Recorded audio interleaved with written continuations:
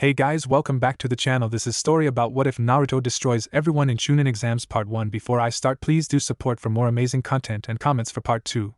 Do consider to subscribe my channel and share my video to your friends and check out the description as well. Let's start the video. Naruto rubbed his aching head as he came to, climbing to his feet shakily. What happened? He grunted in pain as his head stung. Then the memory came back to him, distorted by a distinct crimson haze. The grass shinobi mused quietly, Naruto in her grasp.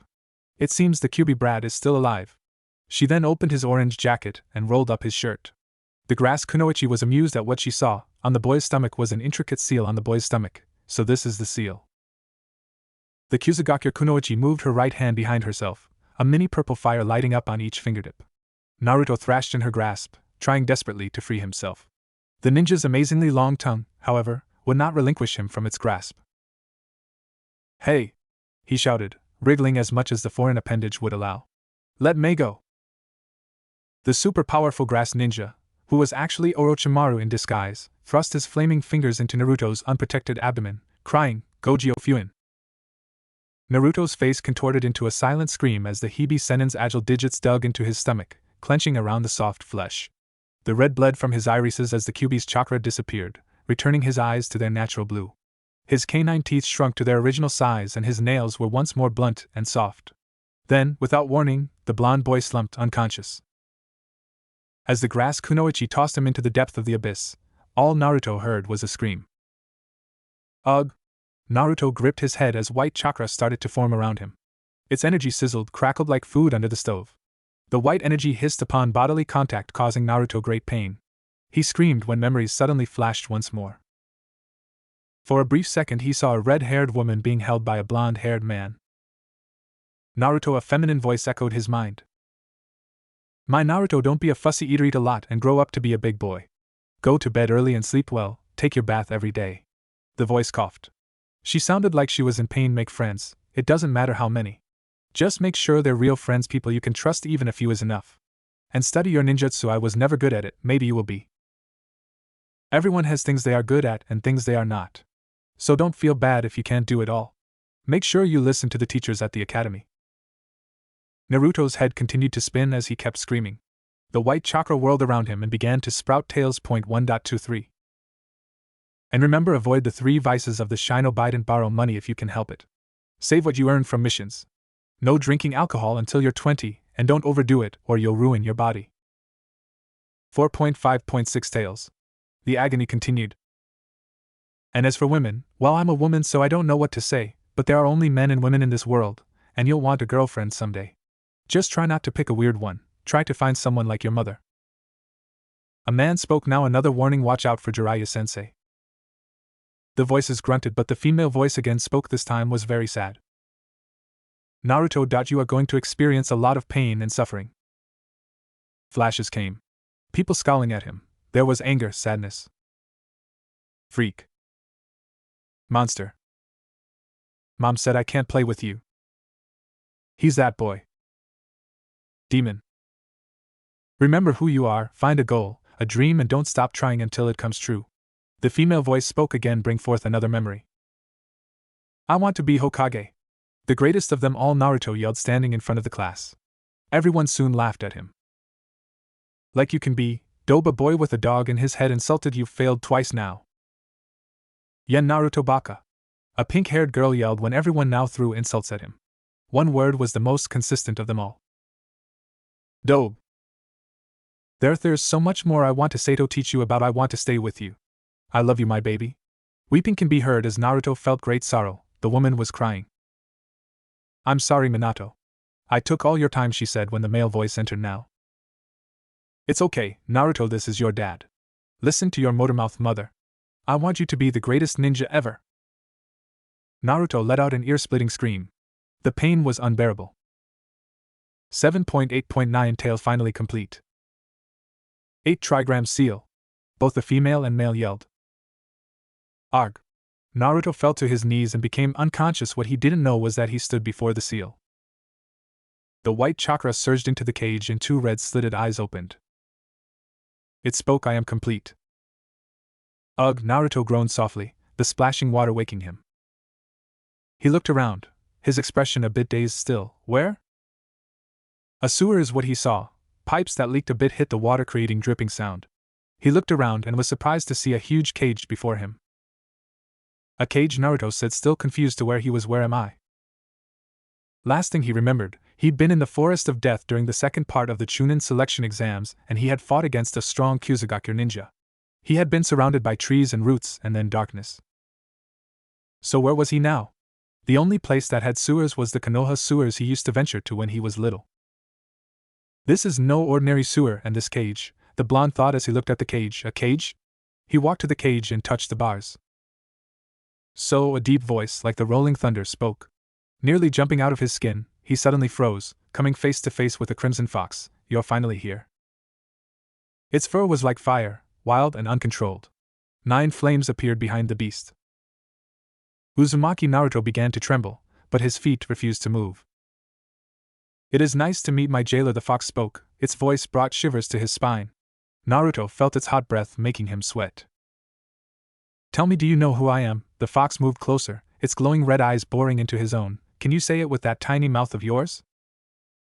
Kyubi, Naruto stammered. This was true fear he felt. The fox chuckled. Coo, coo, coo, coo. Naruto took a step back when suddenly claws attacked the bars. The massive claws stopped Naruto in his tracks as they tore his clothes, like knives tearing through his skin. The Uzumaki screamed in pain. With eyes closed and fear overcoming him, he screamed, Your name is Kurama. The Kyubi's eyes went wide in great surprise when suddenly light escaped the seal and a ball smacked the blonde Uzumaki on the head. Naruto fell backwards. He groaned when he felt something on his lap. He looked and saw a beautiful glowing orb. Kyubi chuckled. You are not stupid after all. It seemed that the brat too went through the process. What do you want and why am I here? Naruto asked. Suddenly huge back can be heard as fires came rushing towards him but enwrapped the bars of the seal. I am the Kyubi and you are in the seal, the fox spoke, its eyes studying the blonde like a specimen under the microscope. Seal? Naruto moved away from the fox, fearing he would lash out at him. So the snake woman sent me here? Partially, the Kyubi spoke. I sent you here. Naruto was surprised, but his surprise came through a croaked voice. Why? It is not your concern, the fox said. Well, what do you mean? Naruto got up now, holding the orb in his hand. Why did you send me here? The orb glowed and the fox slanted its eyes a bit. The seal is complete. What? Naruto blinked. The seal? You mean the 8 trigram seal?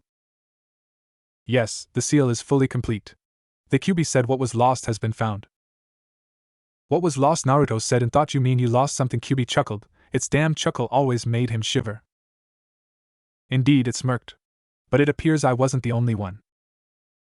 What do you mean? Naruto asked, but the fox spoke. Now is not the time. Wake up. Eyes wide open, Naruto woke, with a gasp, his head aching and his stomach sore. It felt as though he'd been run through with a katana to the heart. Getting up, he looked around to see Team 10, 7 and another team. You're awake, Naruto, Chuji spoke, getting his attention, as did everyone.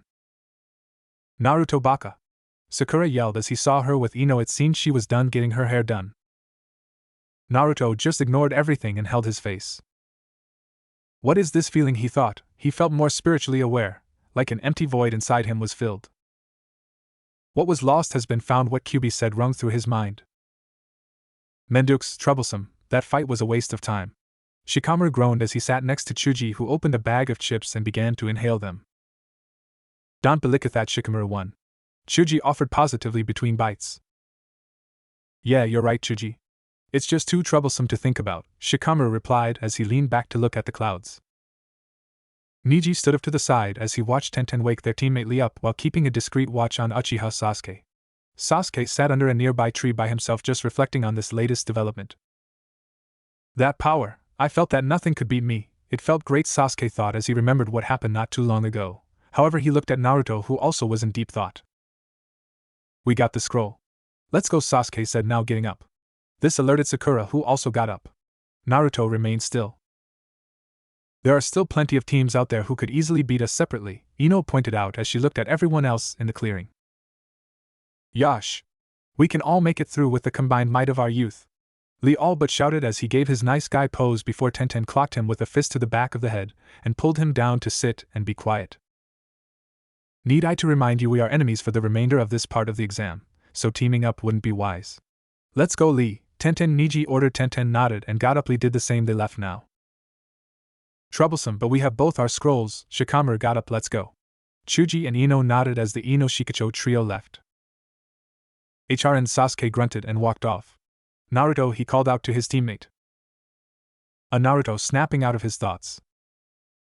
We're going, Sasuke ordered as Sakura followed. Naruto just got up and went with them. The other team followed. Chunin Exam Forest of Death Tower. I suggest we open the scrolls, Naruto said. After 3 hours of non-stop running, Team 7 had finally made it to the tower. They were now deciding what to do. Idiot! Sakura punched Naruto over the head, a vein popping out on her brow. Enko-san said not to open the scrolls. We'd get disqualified. She was talking about before we got to the tower. Naruto shouted back, rubbing his head. Besides, we would probably still be looking for a second scroll if it wasn't for me. Remember the decoy scroll? I don't care. Sakura fumed, glaring at him. I'm not about to let you and your stupidity get Sasuke-kun disqualified from the Chunin exams. Stupidity, it's common sense. Naruto argued, blue eyes burning. We're in the tower now.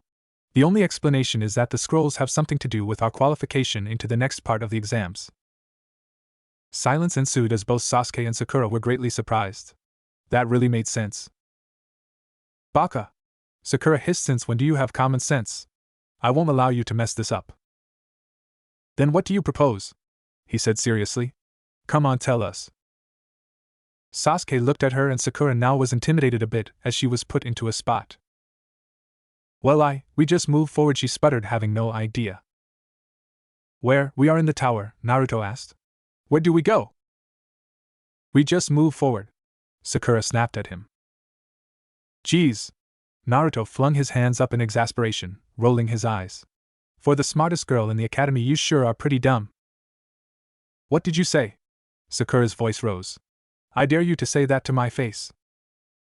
You heard, Naruto yelled back, looking at Sakura like she was the stupidest woman in the world. Baka. How dare you? Sakura was about to hit Naruto again when Sasuke spoke. Hey guys, both of them froze as Sasuke looked at them with his serious face. I think we should open the scrolls. Naruto now sighed as Sakura squealed and droned about how right her Sasuke-kun was, and about how he always had the best ideas. Wasn't it his idea? Yen Naruto Baka! A pink-haired girl yelled when everyone now threw insults at him. One word was the most consistent of them all. Sakura-chan. Naruto froze with his head down, the shadows covering his eyes. Baka, huh, he said to himself eerily. Sakura, did I even like her anyway? It didn't make sense. Come on, Baka! Sakura pulled him by the sleeve of his jacket, shoving the heaven scroll into his stomach forcefully. Help me open the scrolls. Grudgingly peeling open the scroll given to him, he stared at its contents. Several characters were written down, focused around single kanji in the center. The scrolls began to bring out smoke. Sakura let go of the scrolls. Sakura quickly listened, oblivious of the way Naruto called her name. The scrolls were hurled at the floor as it rolled away from them. The smoke rose to cover the. As the smoke began to clear, a shade could be seen within the dispersing cloud. Team 7 tensed, but was surprised at who it was. Iruka-sensei! Sakura yelled. The person that came was the academy teacher, Yumino Iruka. He grinned at them, waving in a friendly manner. Hey guys. It's been a while, huh? Iruka-sensei, Naruto said in a quiet voice. Memories flashed. Get out, Naruto. Iruka was scowling. You have been disrupting the class. But I didn't do anything. Young Naruto groaned. Get out! Iruka yelled. It's been a while. Naruto. Iruka smiled. His hand landed on his hair, softly began to ruffle it. Naruto flinched at the touch and suddenly slapped the hand away. Don't touch me! He hissed, eyes gleaming dangerously, much to the shock of Iruka. Baka! Sakura came and bonked his head. Don't do that to your sensei. Naruto had his head down. He couldn't understand where these memories were coming from or why he was acting the way he was. I am complete. But it appears I wasn't the only one.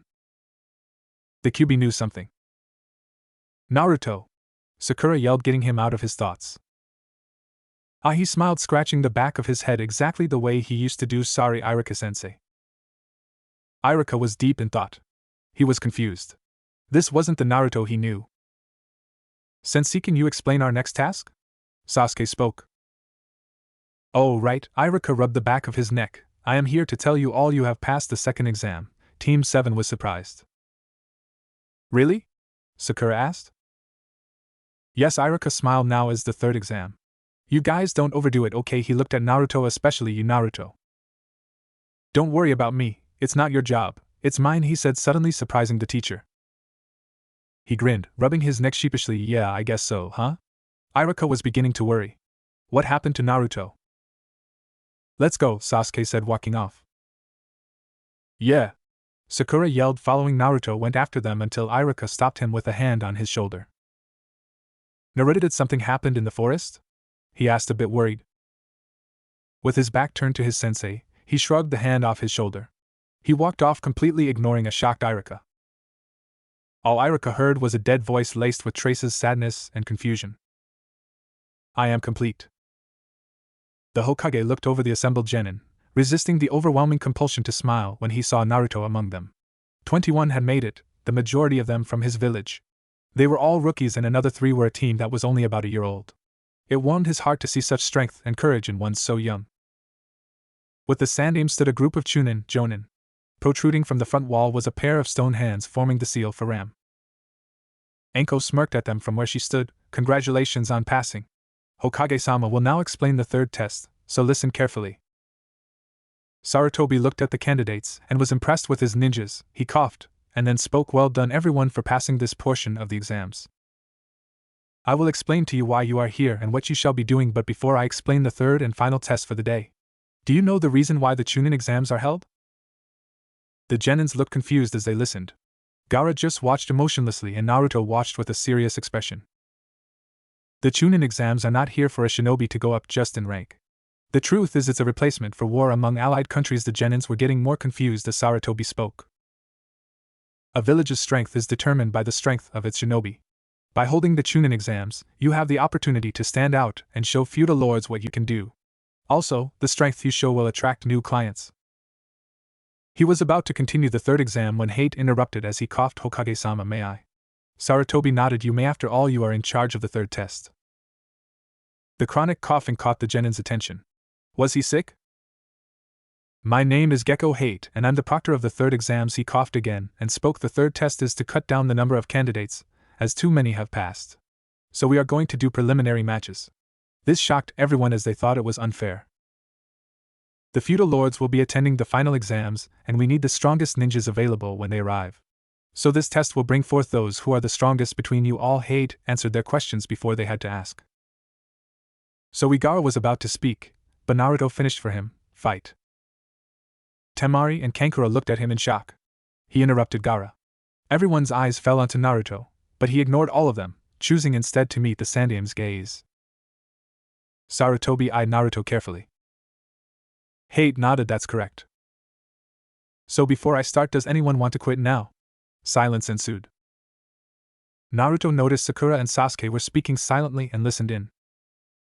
I'm fine, Sakura, Sasuke said dangerously. I won't quit. But that marked she was worried. Mark, Naruto thought, taking note.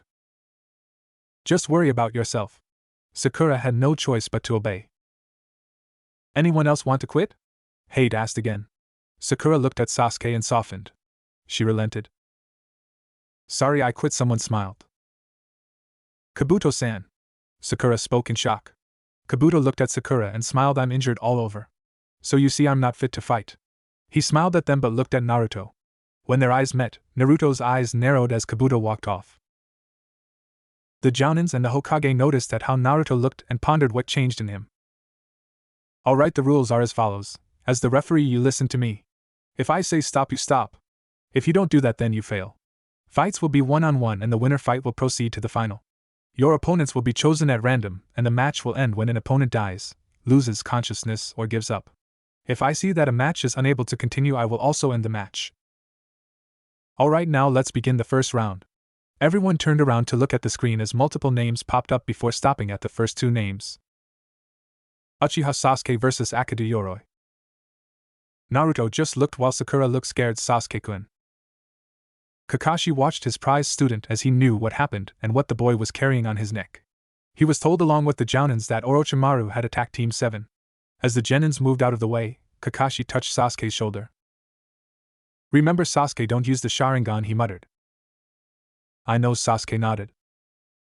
Once everyone went up the stairs to watch the fight, both opponents stood facing each other. "Are both fighters ready?" Hate asked as he received a nod from both Yoroi and Sasuke Hajime. As soon the fight began, Yoroi started to go through several hand signs and his hands glowed blue. Sasuke flashed his Sharingan, but then suddenly he started to feel pain coursing through his neck, making him fall to the ground. "Shit, it's the seal," Anko muttered as she wanted to stop the fight, but her leader disapproved. She touched her mark, remembering the event and how she met Orochimaru in the forest. "Yes, Sasuke-kun, let it control you," Orochimaru thought with a happy expression while he was in his disguise. Once that happened, the fight became one-sided as Sasuke was getting beaten easily, as those glowing hands of Yoroi kept draining his chakra. Yoroi had Sasuke's head on the floor and kept draining his chakra. Sakura was worried as she clenched her heart and looked away. Kakashi watched with full concentration as Sasuke got out of the man's hold and gained some space. He then dodged Yoroi's swings, and then at a fast speed Sasuke appeared under him, and then did an upward kick on his Chunin technique that belonged to Lee. Both Lee and Guy's eyes widened as they recognized the technique. Neither were happy that Sasuke copied a comrade's technique with his Sharingan. "Lion's Barrage! Winner Uchiha Sasuke," Hate announced.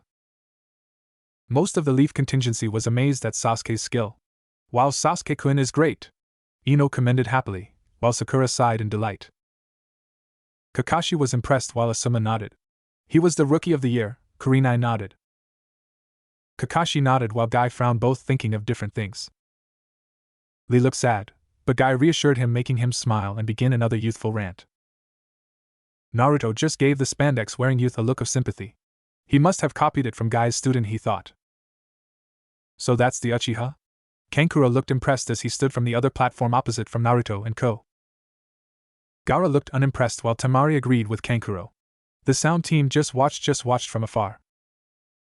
While Yoroi was being pulled away on a stretcher, Sasuke still had problems getting up due to the seal on his neck.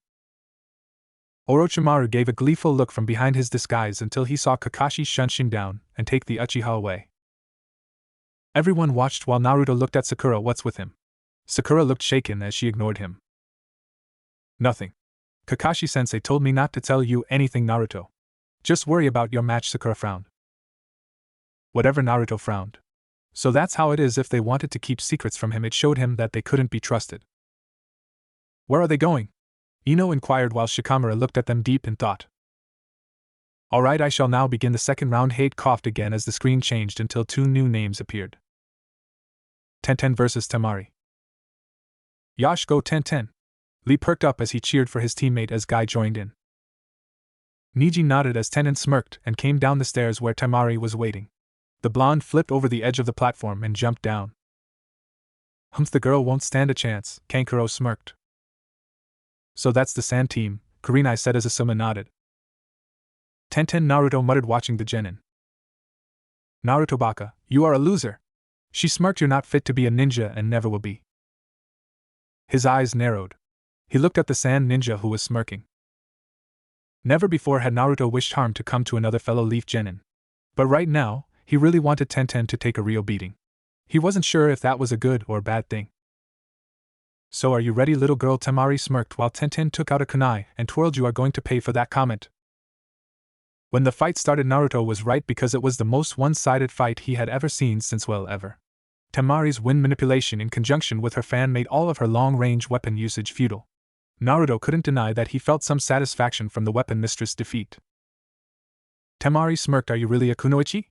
It felt like fighting a child. Lee wanted to retaliate, but Guy stopped him. "Stop, Lee. This is an exam, it's the rules, you know that." Lee just gritted his teeth in anger. The third Hokage looked impressed. "The shinobis from Sand are well trained." Anko and Ibiki nodded as they too was impressed. Temari scanned the crowd until her eyes met Naruto's. She smiled and he smiled back. Suddenly Kakashi appeared on the platform and greeted everyone. "Kakashi-sensei, how is Sasuke-kun?" Kakashi gave her an eye smile. "Don't worry, Sakura. He will be fine." Sakura had a downcast expression. "Okay, sensei." Naruto watched with a stoic expression as Kakashi looked at him and smiled. Naruto just ignored him and looked towards the screen. Hate coughed for a bit as he commenced the next round. Now let's begin the next round. The screen flashed as it landed on two people. Inuzuka Kiba vs Uzumaki Naruto. Ha! The dope. We got lucky, Akamaru. Kiba gloated, jumping down into the arena. Akamaru, his dog, gave an enthusiastic bark of agreement. Naruto froze. I want to be Hokage. The greatest of them all, Naruto yelled, standing in front of the class. Everyone laughed at him. Like you can be dope, a boy with a dog in his head insulted. It was Kiba, you've failed twice now. Naruto felt anger rise up when another voice entered his thoughts. Naruto, this is your dad. Listen to your motormouth mother. I want you to be the greatest ninja ever. Naruto-kun. Hinata looked at him, but his hair covered his expression. Naruto ignored her and walked down the stairs. The greatest ever, he muttered to himself, but no one heard. Naruto now stood before Kiba as hate stood between them. Hey, Kiba clenched his fist. I feel bad for you, so I'll end this in one punch. Can you? Naruto muttered. Can that actually be done? Yup, Kiba smirked smugly against a dobe, like you, anything's possible. Dobe, huh? Naruto smirked. Up in the stands, Yohi Kurinai, Kiba's teacher, smirked at Hatake Kakashi. Looks like your student doesn't belong in this exam, Kakashi-san. Kiba will finish him. Ma. Kakashi scratched the back of his head. Let us see, shall we? Naruto is surprising after all. Hate looked at Naruto and Kiba. Are you both ready? Naruto unzipped his orange jacket, took it off and threw it away to the side. This one will be faster than Tenten's, he said seriously, getting everyone's attentions. Temari raised her eyebrow. That's unyouthful, Lee yelled when Naruto insulted his teammate. Lee Guy chided, looking towards Naruto. The taijutsu specialist saw something in the blonde's eye, but couldn't pinpoint what. Ha! Kiba smirked. I won't even need Akamaru to beat you, dobe. Naruto didn't respond. Inuzuka Kiba, genin rank ninja and the heir of the Inuzuka clan, known for their nin dogs. Naruto thought, his eyes narrowed. Begin! Hate began. And with that, Kiba charged in for a head-on assault, fist cocking backwards. Meaning without their dogs. As Kiba came closer and closer, time seemed to move slower and slower for Naruto. They are nothing. At the last second, Naruto caught Kiba's fist, his left hand. Silence ensued. Then in one fluid motion, the blonde took a step towards Kiba, cocked his right elbow back, and slammed it into Kiba's own right elbow joint. A sickening crack was heard as the Inuzuka's arm was literally bent in two, the wrong way. The collective gasps of the audience were drowned out by Kiba's blood-curdling scream as he dropped to his knees. Naruto finally let go of Kiba's limp arm before giving him a vicious roundhouse kick to the face. The last few seconds didn't actually register in his mind until he saw Kiba fall over in a bloody, broken, and unconscious heap. It was as if his body had acted on its own. The adrenaline rush he felt as he broke Kiba's arm was unlike anything he'd ever felt before. Part of him was scared. But part of him wanted more. The latter won out. Who's the dope now, mutt? Growled Naruto as he walked back toward the stands, not even going to pick up his jacket. There was only silence, was broken by Kankuro. That was fast, the puppeteer said with a shocked expression. He beat your record, sis. I can see that. Temari watched Naruto leave with interest, as did Gaara. Hate was finally snapped out of his shock and ended the match. Winner by knockout, Uzumaki Naruto. The medic speed out with a stretcher, prepared to put Kiba in intensive care. Kiba-kun! Hinata yelled as Kurinai jumped down the railings and went to her student. Several members of the Konoha contingency met Naruto at the top of the stairs. That was uncalled for, Naruto, Shikamaru said, frowning. You didn't need to do that. Shikamaru's right. There was no need for such brute force, Asuma said as he saw Kurinai coming back while Kiba was taken away. He wanted it to end quick, Naruto answered him. Who am I to deny him? Asuma's eyes narrowed. Where did you learn to fight like that, Naruto? Kakashi asked, because as far as he knew, Naruto wasn't good at taijutsu. The fluidity of Naruto's movements didn't match his previous assumptions. Not from you, that's for sure, he said, walking through the blockade of Konoha Nin. Instinct, Guy answered. That was all instinct. Instinct? Really? I find that hard to believe, Ino said, shaken to the core at how quickly and brutally Kiba was beaten. That girl is seriously stupid, he thought as he turned his back to his comrades and leaned on the railing. Naruto, answered Kakashi-sensei. Sakura asked, honestly curious and frightened at Naruto's ferocity. As I said, not from him. Naruto didn't even bother dignify the question with a look. The remainder of Team 7 frowned. Kiba has his right arm broken in half, a broken nose, a fractured jaw, and a mild concussion. Kurenai told them the damage. The Genins gasped. I don't know where you thought such behavior was tolerable, Naruto. Kurenai's eyes narrowed. Enough, the Sandaime spoke, getting everyone to look at him. Kiba was defeated. This is an exam. He knew the rules. Although he appeared calm, deep down he too was a bit unnerved by Naruto's performance. But Kurenai tried to explain, but one last stern look from the Hokage stopped her right in her tracks. Naruto-kun, Kiba Hinata spoke in her usual reserved soft voice. Naruto looked up at her and another memory flashed. Hey, you alright? Naruto smiled cheekily at a little blue-haired girl who wore a blue kimono. The girl suddenly ran off to her bodyguards who came. Lady Hinata, did he hurt you? One of them asked. Hinata just hugged one of them, burying her face into his leg. The Hyuga bodyguards assumed the worst. Why, you no good brat? The man charged at Naruto, who tried to explain. Look, I didn't mean it. Naturally, his explanations fell on deaf ears, so he was forced to run. Hyuga Hinata stalked him wherever he went since that day. She fainted whenever he got close. Naruto's eyes narrowed slightly. She saw his troubles and didn't do anything to help. He simply turned away from her as the screen began to speed through names. Worry about your own match, he just said, surprising a few people. Hinata flinched at his tone and looked down. Kurenai's eyes narrowed at him. Naro Shikamaru vs. Kintsuchi. Hate called out their names when Shikamaru's side a girl? Mendo Kusai.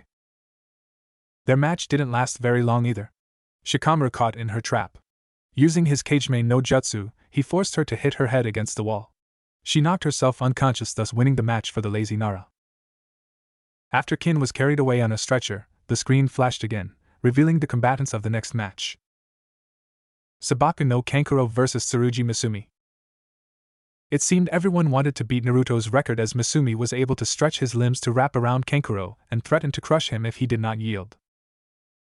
When Kankuro didn't relent, Misumi crushed his neck, only to find out that Kankuro was really a puppet, surprising everyone on the platform save his brother and sister. After that, Kankuro came out of the bandages, revealing that he had hidden himself inside his puppet Crow. Suddenly, Crow grabbed and bound Misumi, forcing his surrender. Shino vs. Zaku. I will make this quick, Zaku commented as he jumped down to get the battle underway. Good luck, Shino-kun, Hinata smiled at boy who nodded. Good luck, Shino, win this, Kurenai smiled at her student. When the battle started, Shino looked at Zaku and spoke, you cannot use your arms. I suggest you forfeit. Zaku smirked, your teammate was that bitch that got a major B down right. Then my answer is, he then raised his only working hand, hell no bitch. Zankaha. Decapitating airwaves, he then shot an airwave which Shino dodged by dissolved into bugs when it hit him, shocking Zaku. Zaku kept trying until Shino managed to get his bugs inside his air hole, disabling the technique. Shino then warned him not use his technique, but the Otonin didn't listen, and in the end it cost him the match. The group was amazed. Wow, Shino is strong, Ino said, watching Chuji nod and greet Shino, who came up the stairs to meet them. Well done, Shino, Kurenai praised her student. Yeah, well done, Shino, Naruto added. Kurenai looked at him, and he raised his eyebrow at that. Naruto, we will talk later, Kakashi said, touching his shoulder. Why? Naruto asked, looking at him. No reason, Kakashi smiled. Oh, but I thought you wanted to see me. If there's no reason, then we won't talk later. Then Naruto's answer surprised everyone. That wasn't something they'd ever thought they'd hear out of the blonde's mouth. Kakashi knew had no choice but to come clean now. I just want to know what you learned. I learned what you taught us, Naruto said, raising his eyebrow. I didn't teach you to fight like that, Kakashi pointed out. Naruto smiled, exactly, you haven't taught us anything, surprising everyone again. Naruto shrugged off Kakashi's hand that was on his shoulder. Kakashi had no reply. If he pushed for more information, Naruto would make it seem as if he had neglected his students. We will talk later, Naruto, Kakashi just said. Just make sure there's a reason this time, Naruto added, finishing the conversation by turning back toward the screen. Shikamaru was surprised. Naruto just out-talked his teacher. Naruto Baka, how dare you say that about Kakashi-sensei? Sakura was about to put Naruto in his place when the Uzumaki pointed at the screen. The names that came up were Haruno Sakura vs Yamanaka Ino. Sakura sweated a bit when Naruto touched her shoulder. She looked to see him smiling at her. Don't worry, Sakura, show Ino what Kakashi-sensei taught you. He did teach Sasuke after all. Sakura flinched. Naruto looked at Kakashi and gave him a pretty good imitation of the Cyclops' own one-eyed smile. Right, sensei? The Jounins didn't like what the blonde was implying about their comrade. Kakashi closed his book and put on a serious expression. He went to Sakura and touched her shoulder. Good luck, Sakura. Kakashi gave an eye smile. Sakura nodded. Good luck, Ino-sama said. His team nodded at her. Kakashi and Naruto continued their stare-down. The blonde was smiling while the Jounin had a serious expression. Sensei, let's watch, Naruto said. Sasuke's become much stronger with your teaching. Ino can't possibly win. I get it, Naruto, Kakashi said, ending the matter. Then you know we won't be talking later as I have some serious training to do, he responded. Kakashi was silent as a crypt. Guy was disappointed. Asuma shook his head and Kurenai stared curiously at Naruto. He was nothing like she had expected. The fight between the two girls went exactly how Naruto thought it would. It was the most pathetic thing anyone in the stands had ever seen. Words and weak attacks were exchanged between the girls as they battled with academy-style Bunshin, clone, until Ino managed to catch Sakura with her clan's Jutsu Shintenshin no Jutsu, mind transfer technique. Ino was going to force Sakura to say that she forfeited. Damn, this is pathetic, Kankuro said as Temari nodded. Gaara just watched. The fight carried on as Sakura somehow kicked Ino's spirit out of her body, and they resumed their fight, which ended in a double knockout from the equal haymakers the girls gave each other. When it was all said and done and both girls came to a bit later, they made up and mended their friendship a little. Are they friends again? Dosa said in a sarcastic and mocking chuckle while Temari smirked. Hyuga Neji vs Hyuga Hinata. Naruto narrowed his eyes as Hyuga Neji walked past him. Why try, dope? Fate has decreed you will never be a ninja. You should give up, Lady Hinata. It is your fate to do so. Neji arrogantly smirked as he looked at her and walked down the stairs.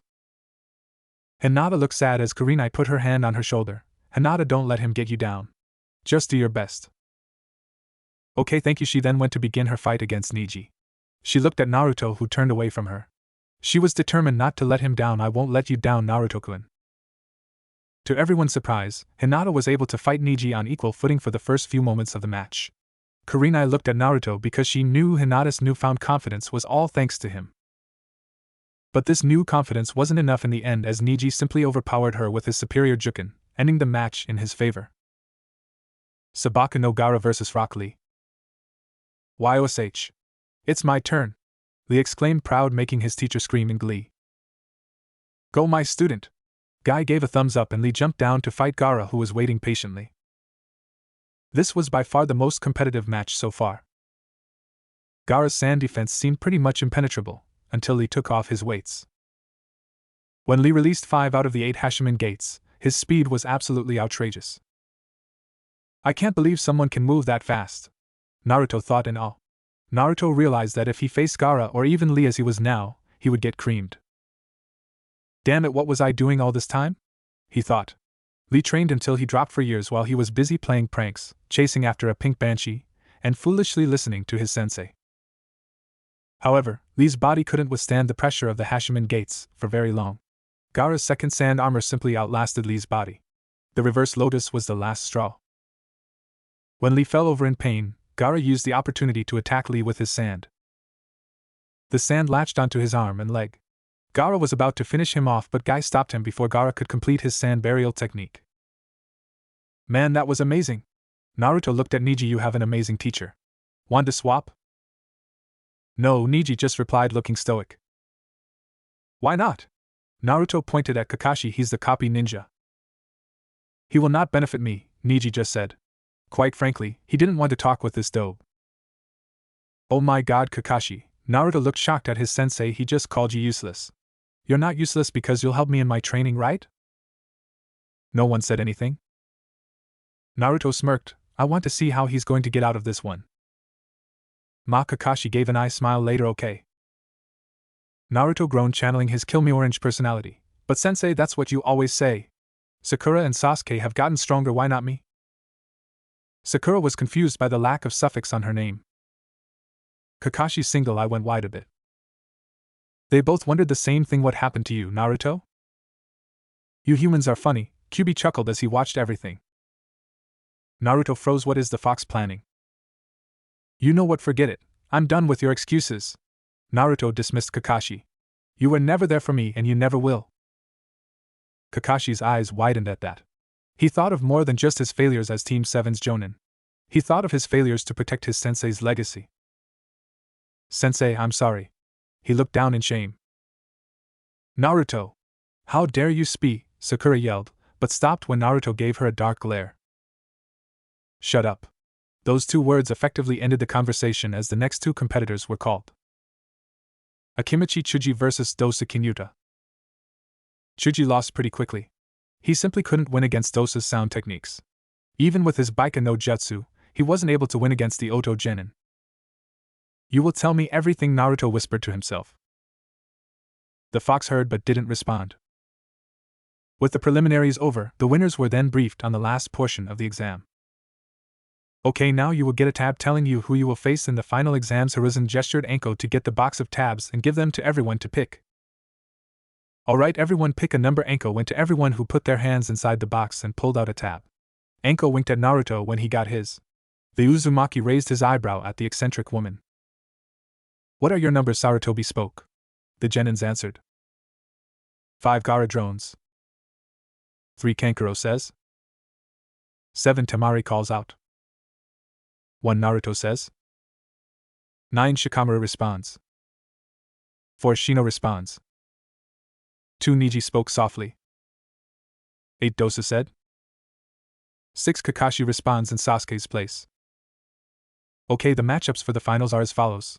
First match Uzumaki Naruto vs Hyuga Niji. Second match Sabaku no Kankuro vs Abirame Shin. Third match Uchiha Sasuke vs Sabaku no Gaara. Fourth match Sabaku no Temari vs Dosa Kinyuta. Finally Naruto Shikamaru faces the fourth match victor. Hate called out. That concludes the second phase of the Chunin exams. You each have a month before the finals to prepare yourselves and get stronger. Any questions? The Sandaime asks. Does the winner automatically get promoted? Shikamaru lazily points out. Not necessarily, the winner of the finals may not be promoted at all. Likewise, the losers might get promoted or no one at all.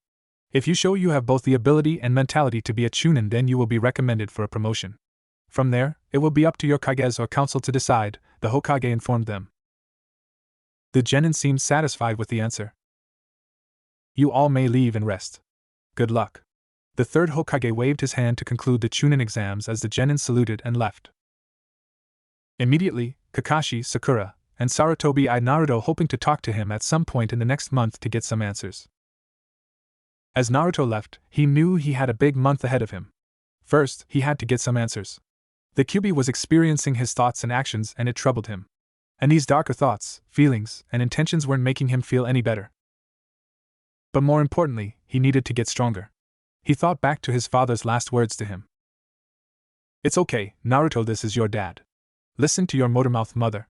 I want you to be the greatest ninja ever. I promise, Dad, Naruto grinned. I'm going to be the greatest ninja ever. Believe it. Naruto reached his apartment just after sundown in a pretty somber mood. He knew his first and foremost priority was to try and figure out what the heck was going on. The thoughts, the urges, and the frustration and hate he had never experienced them before. It was almost as if they weren't his. Oh, they most definitely are yours, chuckled the Kyuubi. The Kyuubi. So now you talk? His answer was given. Damn it. Answer me. He screamed. But his mind stayed silent. Fine. If you won't answer me, I'll come get some. After eating a quick dinner of cup ramen, Naruto got on his bed in the lotus position, trying to find his way back to his seal. He tried probing the recesses of his mind for sewers back to the Kyuubi, but wasn't working. All he saw in his mindscape was an endless sea of white. It was as if something was preventing him from facing the fox. Come out, you stupid fox! Growled Naruto. Instead of silence, he heard menacing laughter. Who's there? He asked, looking around. All of a sudden, a dark shadow rose up right in front of him and transformed into him. Why, I'm you, of course! He cackled. What do you mean? Asked the shocked Naruto. I'm the real you. The one that's been hidden away all this time, said dark Naruto. Yes, the seal is fully complete. The QB said. What was lost has been found. What was lost? Naruto said, and thought you mean you lost something. QB chuckled. Its damn chuckle always made him shiver. Indeed, it smirked. But it appears I wasn't the only one. What was lost has been found, he mumbled. You're my darker half. You're the reason why I'm having these thoughts. No, I am the real you. You're nothing more than a mask trying to hide your sadness, frustration, and anger, laughed Dark Naruto. And then he charged. Before Naruto could snap out of his shock, he got a mean right hook to the face, knocking him to the floor. Pathetic. You let all those villagers walk all over you. They hate you, he said. Freak. Monster. Mom said I can't play with you. He's that boy. Demon. They want to see you suffer. They want to see you fail, he continued. I want to be Hokage. The greatest of them all, Naruto yelled, standing in front of the class. Everyone soon laughed at him. Like you can be, dope, a boy with a dog in his head insulted you, failed twice now. Yen Naruto baka. A pink-haired girl yelled when everyone now threw insults at him. One word was the most consistent of them all. Dobe. No one cared. No one loved you. But you don't need them. All you need is me. Join me and we'll get our revenge, he said, extending his hand out. Maybe he's right. And no one's ever cared for me. And no one's ever loved me, Naruto thought as he slowly reached for his darker half's hand. There's so much more I want to say to teach you about. I want to stay with you. I love you, my baby. I'm sorry, Minato. I took all your time. It's okay. Naruto, this is your dad. Listen to your motormouth mother. I want you to be the greatest ninja ever. I love you, my baby. They loved madame? I love you, my baby. They loved me? I love you. They loved me. No. Instead of grabbing the outstretched hand, Naruto punched his darker half in the face, sending him to the floor. You fool! How can you possibly forgive those who have wronged you? Dark Naruto screamed. I didn't say I've forgiven them. I never will. But that doesn't mean massacring them is the right thing to do, spoke a calm Naruto. You don't understand. They'll never accept you. They'll continue to walk all over you. They'll continue to hurt you. No. You're the one who doesn't understand. The QB was right. I am complete now. You make me complete, explained Naruto. What do you mean? Asked the Dark One. You are my inner darkness. You are the anger, the frustration, the hatred I felt for all those who wronged me. And I am, or was the happy-go-lucky Naruto who let everything just roll off his back. But neither of us are complete without the other. Deep down, even when I would grin and bear it, there was a part of me that felt that same anger, frustration, and hatred you felt. And somewhere underneath all that hatred that you've let overwhelm and control you, you don't really want to hurt anyone either, am I right? His darker half didn't respond, only looked away.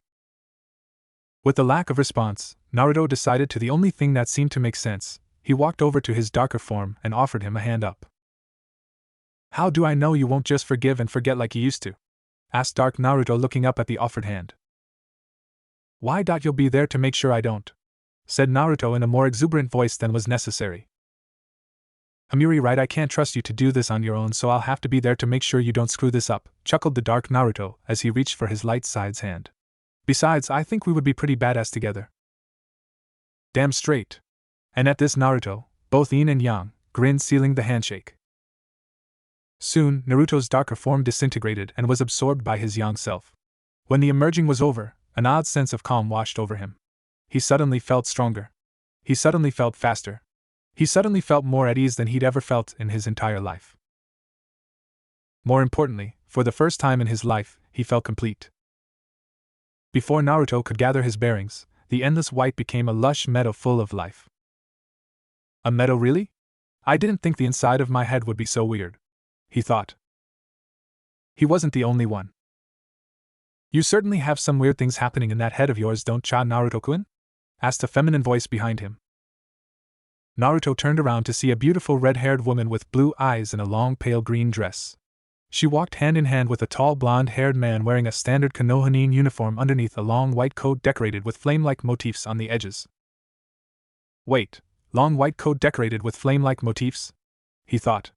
Only one person was ever known to wear such a coat. Yandame ho, he started. I bet he gets that from you, Kushina, the yellow flash joked. What was that, Minato-kun? Care to explain what you mean by that? The now dubbed Kushina said in a menacing tone with a visible twitch in her eyes. She even brought her fist up to his face. I'm sorry, Minato. I took all your time, she said when the male voice entered now. It's okay, Naruto, this is your dad. Listen to your motormouth mother. I want you to be the greatest ninja ever. The Yandame.my father? He thought. Nothing. Nothing at all. I didn't mean anything by it. The Yandame pleaded, holding his arms over his head, trying to shield himself from the beating he was surely going to receive. Red heads and their tempers, sheesh. WWHY? Naruto mumbled. This was beginning to become too much for him to handle. He tried desperately to hold back tears. This got the couple's attention. Why'd you do it? Why did you seal the Kyuubi in your own son? He screamed. His parents looked down in shame. All the hate. All the loneliness. All the suffering. How could you do that to me? This time the tears couldn't be stopped. Silence reigned. For what seemed like hours, no one knew what to say. Naruto, how old are you now? Asked Minato. 12 going on 13, he said, trying to wipe away some of the waterworks. Minato sighed, not even 13 and already shouldering the burden of the world. He couldn't help but feel that stab of pain watching his son cry in front of him. We know that after all that has happened to you, we don't deserve to be called your parents, Kushina began. Our greatest regret was passing on this burden without being there for you to shoulder it. Again, there was silence. Although, it was a little less awkward and depressing than last time. What made you think I could handle it? He asked, remembering their last words to him. Because you're our son, they answered in unison. It's only natural for the parents to believe that their children will surpass them, continued his father with a smile. You have some high expectations, Dad, chuckled Naruto. I know. But I know you'll surpass even me one day, his father said with the utmost conviction. How can you be so sure? He asked. Just call it a hunch, Minato smiled. And never doubt a mother's intuition, his mother exclaimed as if that defeated all possible negatives. Somehow, Naruto couldn't help but smile at his mother's enthusiasm. Naruto. There are a few things we need to tell you, his father said in a serious tone. First, your mother was the previous host of the Kyuubi. On the night of your birth, your mother and I were attacked seconds after your birth. That man's name was Madara Uchiha, and so Minato recounted the events of that fateful night. I see I'll need the Kyuubi's strength one day to stop whatever he plans to accomplish, Naruto summarized. Yes. Kushina and I sealed some of our chakra in the seal before we passed away in order to help you on that goal. My chakra was to be awakened should you prematurely start losing your mind from the Kyuubi's power. And your mother would be there when you would fight the Kyuubi for control of his chakra, said his father. But with the Kyuubi's Yin chakra returned and you now knowing its name, neither of us need to fulfill our roles anymore, his mother finished. So you're going to just leave me? But I have so much to ask you. How did you guys meet?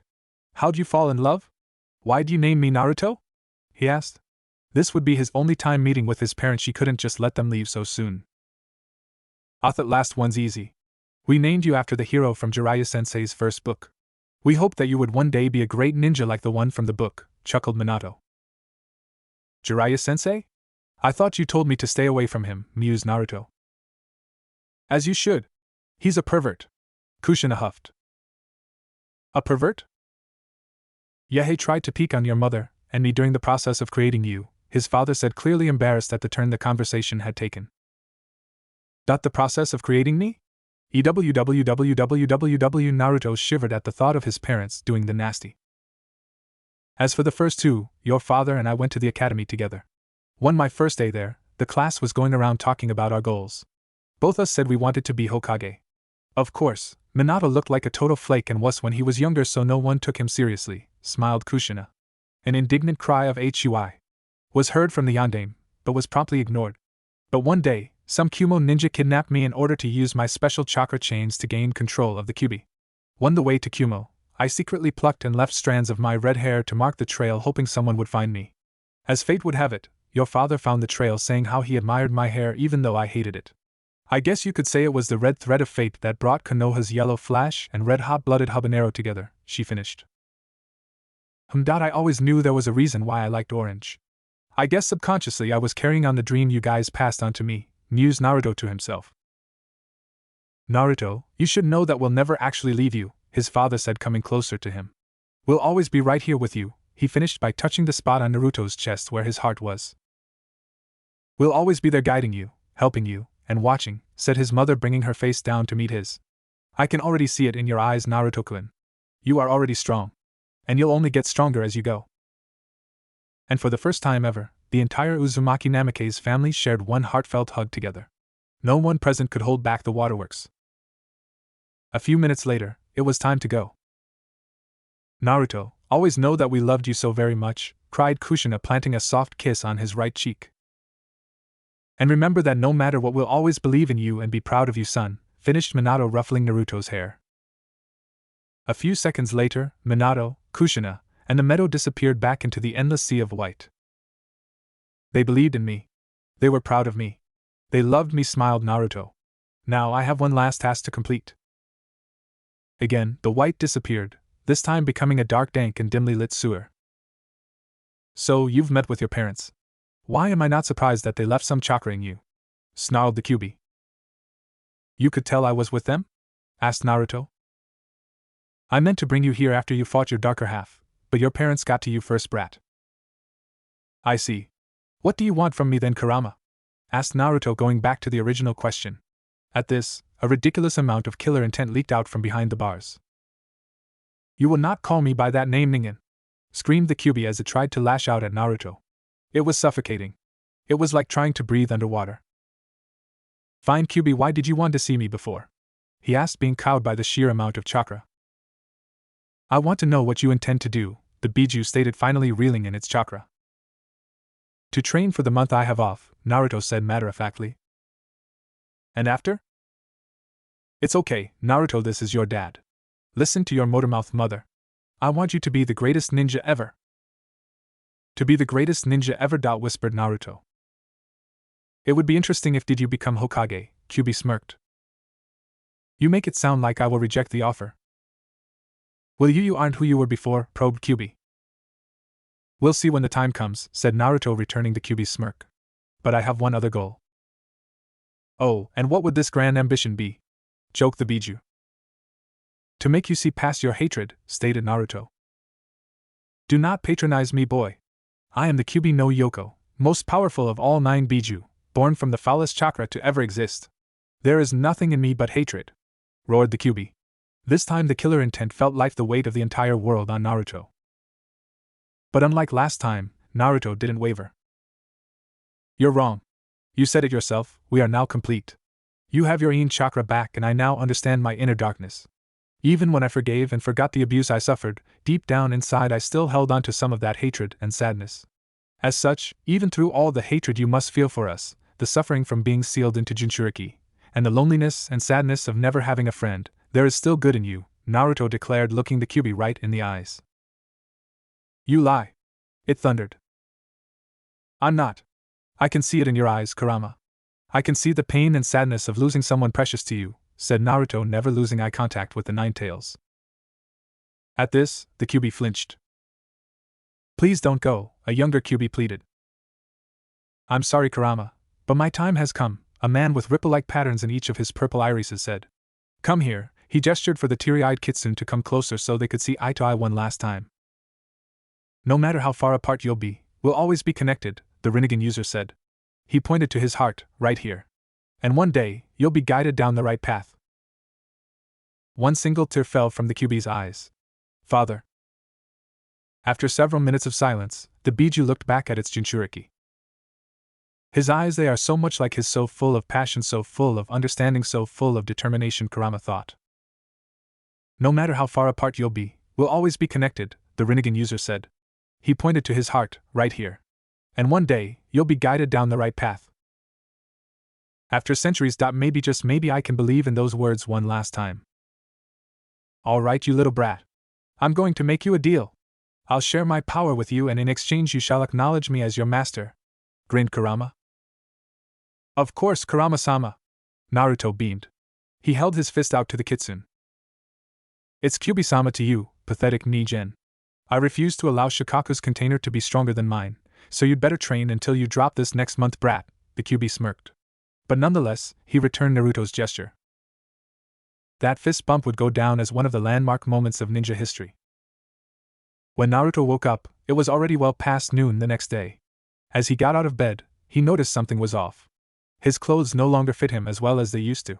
He was at least 2 inches taller, and had much more muscle mass than when he entered his meditative state less than 24 hours ago. Never had he felt so strong or so alive. I take it you like your makeover. You can say that, Naruto smiled. Is this the effect of our deal?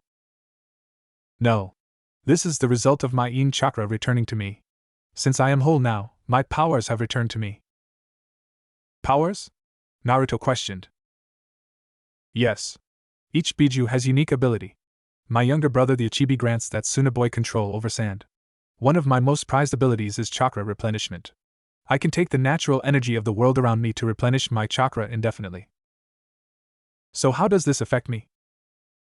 The seal your parents put on you gradually converted some of my chakra to become yours. Because I am complete, the amount of chakra converted has increased dramatically, thus the extreme change to your appearance and body in such a short amount of time, the QB explained. You don't seem to be perturbed in the least that I am absorbing your chakra at a faster rate than before, Naruto mumbled. It would take many centuries before your reserves could even begin to compare to my own, laughed the QB. With the return of my chakra replenishment ability, I can replenish my chakra much faster than you can absorb it. Wait a minute, you said that was one of your abilities, what else can you do? Asked Naruto. You'll have to just wait and find out for yourself, brat, said the QB. Naruto could almost imagine it smirking at him. A few moments of silence occurred as Naruto took in this information. By the way, since when were you smart enough to use big words like perturbed? Joked the kitsune. A rather large tick mark appeared on Naruto's forehead as his left eye twitched uncontrollably. Mutterings of stupid fox and thinks the sun shines out of his ass were heard as Naruto left to get some ramen. Lunch was a rather pleasant experience. Naruto enjoyed well over 24 bowls of ramen as he told Tsuchi and Ayam of his advancement in the Chunin exams. After lunch, he went to the Konoha shopping district to find new clothes. Finding something orange yet tasteful wasn't easy to do. Excuse me, ma'am. Do you have this jumpsuit in orange? Asked Naruto. Orange? What, are you crazy? Do you have any fashion sense at all? The shopkeeper asked incredulously. Naruto answered her with a glare. The shopkeeper merely scoffed and went off to attend to another customer. I'll have her know that orange is awesome, said Naruto with a fist pump. Orange? Awesome? In what alternate reality is that possible? Said an amused feminine voice behind him. What was that? Naruto asked, turning around to meet the gaze of a smiling Sabaka no Temari. The civilian clothing and bags of clothing let him know that he wasn't the only one clothes shopping today. Naruto couldn't help but stare at the difference in Temari's appearance from civilian clothing to ninja gear. She is a rather fine specimen to look at, isn't she, brat? Much better than that other teammate of yours, said a certain devious fox. A rather large blush appeared on Naruto's face. Shut up, Yaro Kitsune! He screamed in his head.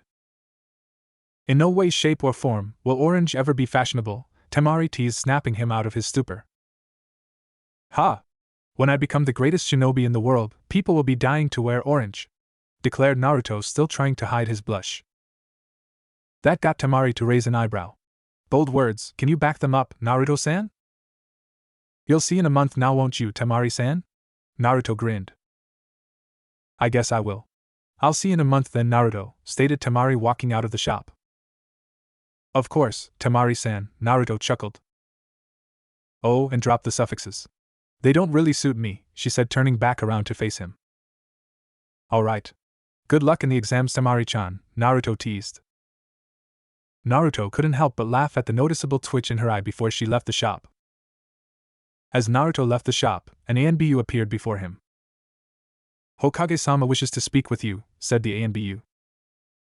I see, was Naruto's response. He had been expecting this. The old man probably wanted to know what changed in Naruto. That was fine because Naruto had some questions of his own that needed answering.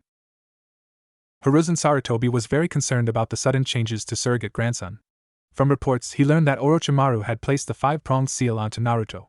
He hoped nothing disastrous happened to the QB's seal. Was it him, or was the Naruto that walked through the door slightly taller than he was yesterday? Have a seat, Naruto-kun, said the third. First, I must congratulate you on making it to the finals. Your match against Kiba was most impressive. Thank you, old man. But let me guess, the real reason you want to see me is to talk about my recent changes, isn't it? Asked Naruto. Yes, I wish to inquire about your more aggressive nature recently, the Hokage stated calmly. Though on the inside, he made a note about how this Naruto was far more direct and to the point than before. I finally got tired of everyone treating me like I was a demon, Naruto said in an even tone. I'm sorry, Naruto-kun, the aged Hokage said, bowing his head in shame. Why do people hate me, old man? Why? Young Naruto cried. I'm sorry, Naruto-kun, it will be better. The third hugged the child who cried in his arms. That's what you always say to me, Naruto roared suddenly. He was huffing now. Just stop saying that. His voice was breaking. All right was the only thing the third could say. After several minutes of awkward silence, Naruto began his most important question. Why didn't tell me my father was the Yondaime? At this, the third's eyes widened to comic proportions. Naruto, how did you? It doesn't matter. Just answer me.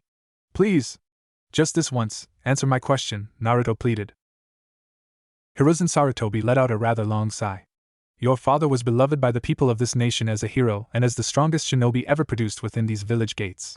But outside of the Land of Fire, he was feared and hated, especially in IWA. Your father alone won us the Third Shinobi War. I can't even begin to imagine how many IWA ninja he killed with his Hiraishin no Jutsu. That jutsu alone gave him the first and only flee on sight order in the bingo book. Even today, IWA is still crippled by the damage your father inflicted on them. By giving you your mother's last name, I was trying to protect you from possible IWA assassins as well as politics. Politics? Yes, politics. Do you know my advisor Danzo? He has always wanted to train you to be one of his emotionless root pawns for the benefit of the village, or so he says. Being the son of a former Hokage and the Jinchuriki of the Kyuubi would make you an amazing weapon to have in his back pocket both militarily and politically, answered the third. I see, and what about the villagers? Was there nothing you could do about them? Naruto asked. I know you don't want to hear this, but I'm sorry. There was no way I could stop all the ignorance and abuse of the civilians without revealing your identity. All I could do was make a law forbidding anyone from speaking about it directly. That way at least the children in your age group would grow up not knowing the burden you held, explained the Sandaime. It didn't help me make friends, did it? No, I suppose it didn't. Most parents ended up telling their children to stay away from you, sighed Sarutobi. I hope one day you will find it in your heart to forgive me and the village. I don't know if that day will ever come, Gigi-san. There are just too many memories, too much pain, and too much loneliness to ignore. I don't want revenge or just punishment, but I don't think I'll be able to forgive either. I just want to move on, said a somber Naruto. I see. You have indeed become strong, Naruto. Minato and Kushina would have been proud, smiled Hiruzen. I know. They told me. They left some of their chakra inside my seal. I saw them last night, said Naruto, enjoying the genuinely shocked look on the third Hokage's face. The third let out a boisterous laugh. Your parents were stubborn until the end. He reached for something in his desk and pulled out what looked to be a picture frame. This is something that you should have, he said, handing the picture over to Naruto. I meant to give this to you once you became a Jonin and were ready to finally learn the truth. It was a picture of his mother and father on their wedding day. Naruto couldn't stop the tears from coming out once again. I also want you to have this as well. Think of this as a memento from your father, he said, handing over a three-bladed kunai with strange markings on a longer than normal handle. Hiraishin. Awed Naruto. Yes, this kunai made your father the most feared man to ever walk the elemental nations. Maybe one day you will be able to recreate it, but first you'll have to study up on Fuinjutsu if you want to do so, said the old man. Do you have any scrolls on Fuinjutsu? Naruto asked. He remembered that both his parents had been experts at the obscure ninja art. I'm afraid I don't, but I have something even better. I have a teacher in mind for you, smiled Sarutobi. You should go meet him by the hot springs today. But first, he reached into his desk again, this time to pull out your piece of paper. I want you to first channel chakra into this. Naruto nodded and began channeling his chakra into the paper. He watched as the paper glowed blue for a brief second before splitting down the middle, while the two halves, one became soaking wet and the other wrinkled to bits. Sarutobi went wide-eyed at seeing Naruto have three affinities. Amazing, the third whispered. He was attuned to three elements. He smiled softly. It seemed fate smiled at the boy. For the third time today, he went into his desk this time taking out 3 scrolls. Well, it seems you have 3 elemental affinities, Naruto-kun. That's very impressive for someone at your age. You seem to have high affinities in wind, water, and lightning. Now these 3 scrolls here have 3 jutsu for each of your 3 elements. He put them out for him to take. My Naruto, don't be a fussy eater, eat a lot and grow up to be a big boy. Go to bed early and sleep well, take your bath every day. The voice coughed, she sounded to be in pain. Make friends, it doesn't matter how many. Just make sure they're real friends, people you can trust, even a few is enough. And study your ninjutsu. I was never good at it, maybe you will be. Ninjutsu. Take it, my boy, the third smiled. Thank you, Naruto bowed a bit. It's what you deserve, Naruto-kun. Train and get stronger, the old man smiled as Naruto put them in his pouch. I will, I promise. Old man, I won't let you down. Naruto promised. I won't let you down either, Mom. I know you will, the third smiled. That boy never did. Naruto hugged the old man and thanked him one last time before leaving. It was not until after Naruto left that Hiruzen acknowledged the presence sitting outside his open window. You're going to have your hands full, Jiraiya, smiled the elder Hokage. His personality is a mix of Kushina and Minato. Hopefully he didn't inherit his mother's temper, joked the Toad Sage. His potential is indescribable. 3 elemental affinities and the QB alone would make him a force to be reckoned with. Of course, he'll need a lot more chakra control than he has now. Then I'm going to give him his birthright. If he can master that, then his chakra control problems should disappear, stated Jiraiya. That's going to raise some eyebrows, a young boy that looks like a younger Yondaime using one of his signature techniques. IWA will be up in arms, said Sarutobi with a touch of concern. Then I'll just have to make sure he's capable of defending himself by the end of the month then, won't I? Laughed Jiraiya. Of course, I'll have to do a checkup on that seal of his first to make sure the snake didn't damage it. Maybe Minato's and Kushina's presence changed the seal some. The third nodded. Be sure that you do. After all that he's gone through, I would love nothing more than for Naruto to show the village what a splendid ninja he can become. The Toad Sage simply nodded and left in a swirl of leaves. The third looked up at the portrait of the Yondaime.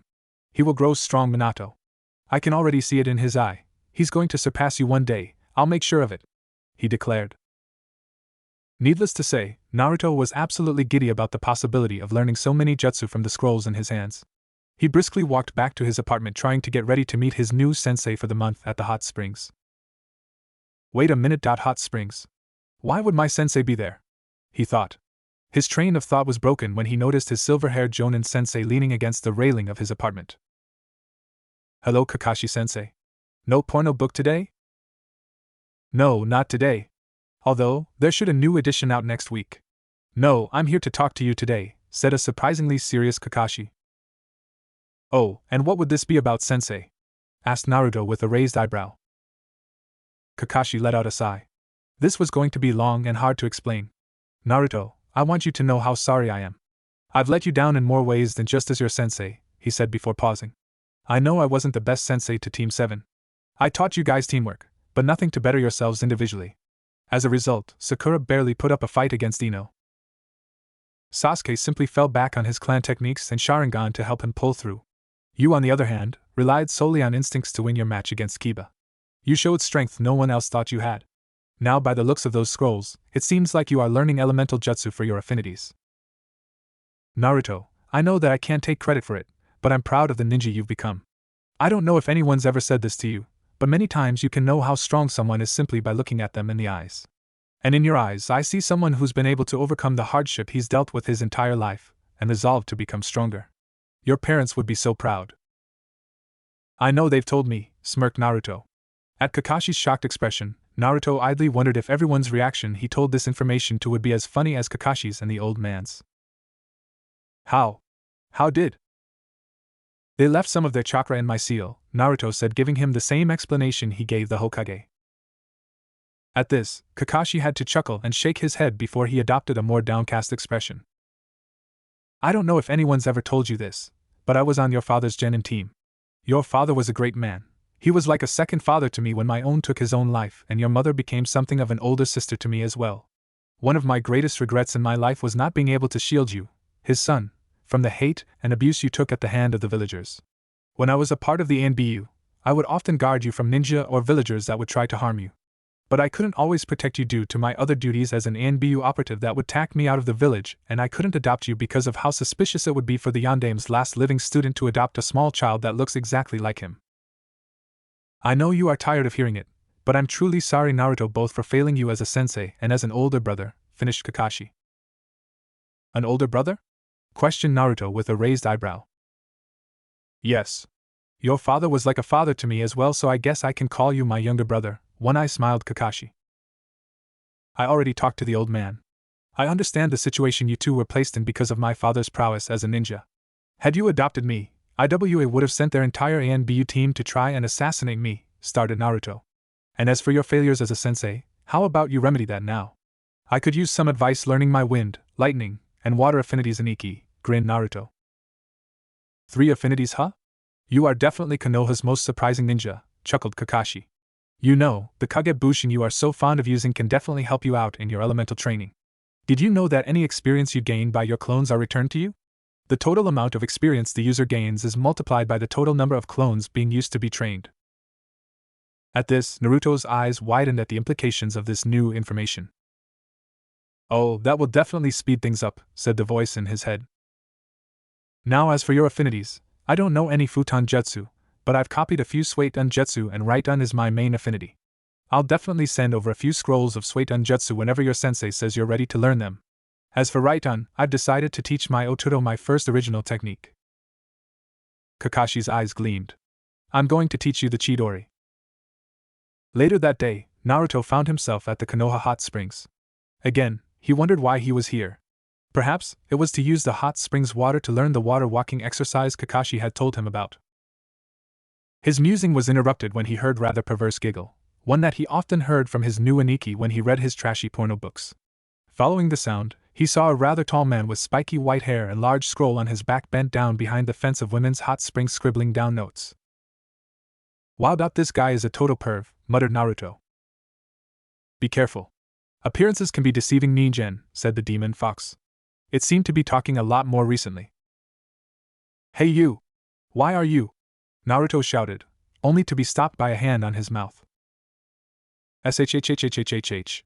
Be quiet, kid. Are you trying to get us in trouble? The pervert asked in a whisper.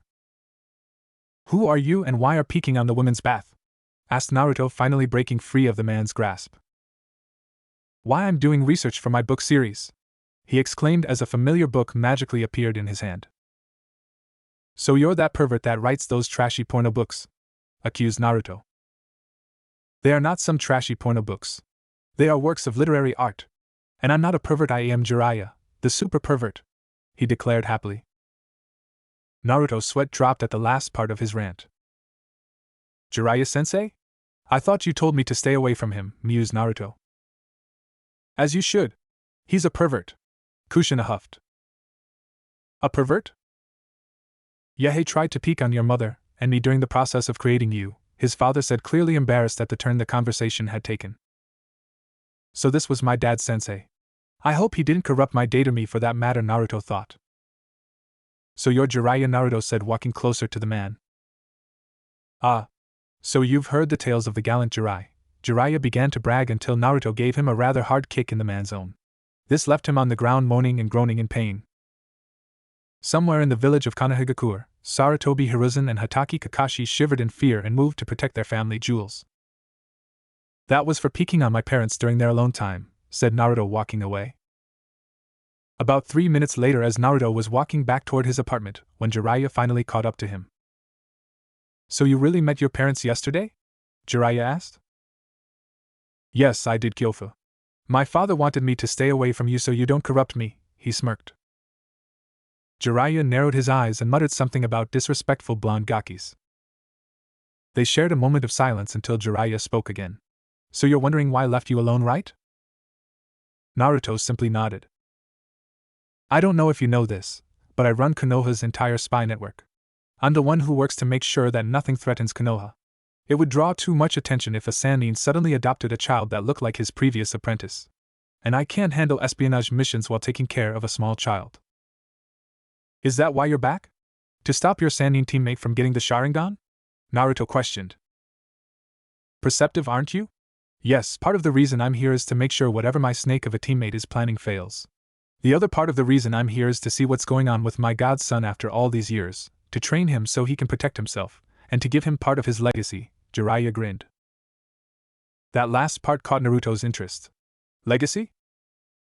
Yes, I'm going to give you the Toad summoning contract and teach you one of your father's signature techniques, Jiraiya started. The Rasengan, he finished creating a swirling ball of blue chakra in his hand. I can tell you also want to do some elemental training as well, correct? He asked. Yeah. I'm going to abuse the hell out of the Kagebushin to speed up the process, Naruto grinned. So, you know the secret of the Kagebushin. That would definitely speed things along. But can you really handle it? The amount of chakra needed for that sort of training is pretty high, the Toad Sage asked. I think the fur ball in my gut can handle it, Naruto stated. If you're going to use my chakra, you'd better make sure you actually do get stronger. I will not get shown up by the Ichibi, said the Kyuubi. And I'm not just some fur ball, brat. So, you're going to use the Kyuubi's chakra? Is that wise? Asked a concerned Jiraiya. Yeah. We have come to an understanding of sorts. Apparently, as long as I refer to him as Kyuubi-sama, he'll share his chakra with me. We even fist bumped on it. Naruto tried not to laugh as Jiraiya's eyes bugged out. Well, if you are going to be using its chakra, you just might be able to master all 3 of your affinities by the end of this month. You also want to learn some Fuinjutsu as well, right? Asked Jiraiya. At Naruto's nod, Jiraiya continued, Okay. Here's what we'll do. Every day you will create 200 Kagebushins for elemental training, starting with wind, since that was the first element that showed up, and an extra 20 to learn and practice Fuinjutsu from one of my own Kagebushin. By using the Kyuubi's chakra, you won't have the problem where your chakra is evenly distributed among your clones. Afterwards, we will go to lightning because water will be the hardest for you to use during the exams. At Naruto's questioning gaze, Jiraiya continued, Water is much easier to use in the presence of a body of water. The finals will take place in a dry stadium, so learning Suikunjutsu won't be incredibly useful for the exam. That's why you'll be learning it last. After you've learned the Rasengan, we'll be working on your strength, speed, and taijutsu.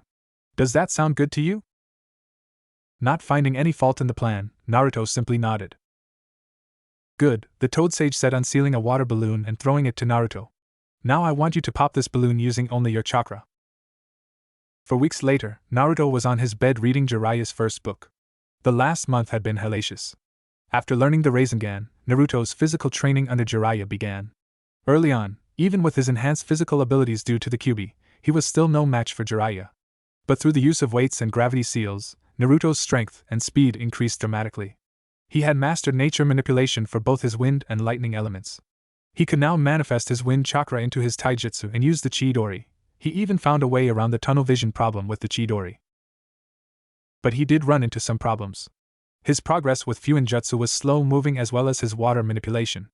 As Jiraiya had said, it was extremely hard to manipulate water without a body of water already present. Also, because he lived in the land of fire, there was a distinct lack of wind and lightning jutsus to learn. As a result, he had to resort to trying to create his own jutsu, but that too was also slow-moving, though he had been able to create a few through using known jutsu for inspiration. Also, Naruto learned from Jiraiya that wind manipulation was several times stronger when used in conjunction with a weapon like Temari and her fan. But given that he only had 1 month, he couldn't possibly learn how to use any weapon with enough proficiency to use in the finals. Despite all that, Naruto, Jiraiya, and even the Kyuubi were confident that none of the prospective genin would be able to hold a candle to him. Jiraiya had also drawn up some chakra-suppressing seals just in case Gaara's little friend wanted to come out and play. According to Jiraiya's spy network, there were rumors of dealings between Oto and Suna. The fact that Orochimaru had shown up at the second part of the exam and that Suna's Jinchuriki was a part of the Chunin exam finals made their plan very clear. War was coming. If worst came to worst, Naruto would have to unveil some of his more powerful jutsu to stop the invasion. Since that was the case, Naruto made it his goal to end all of his matches as quickly and efficiently as possible.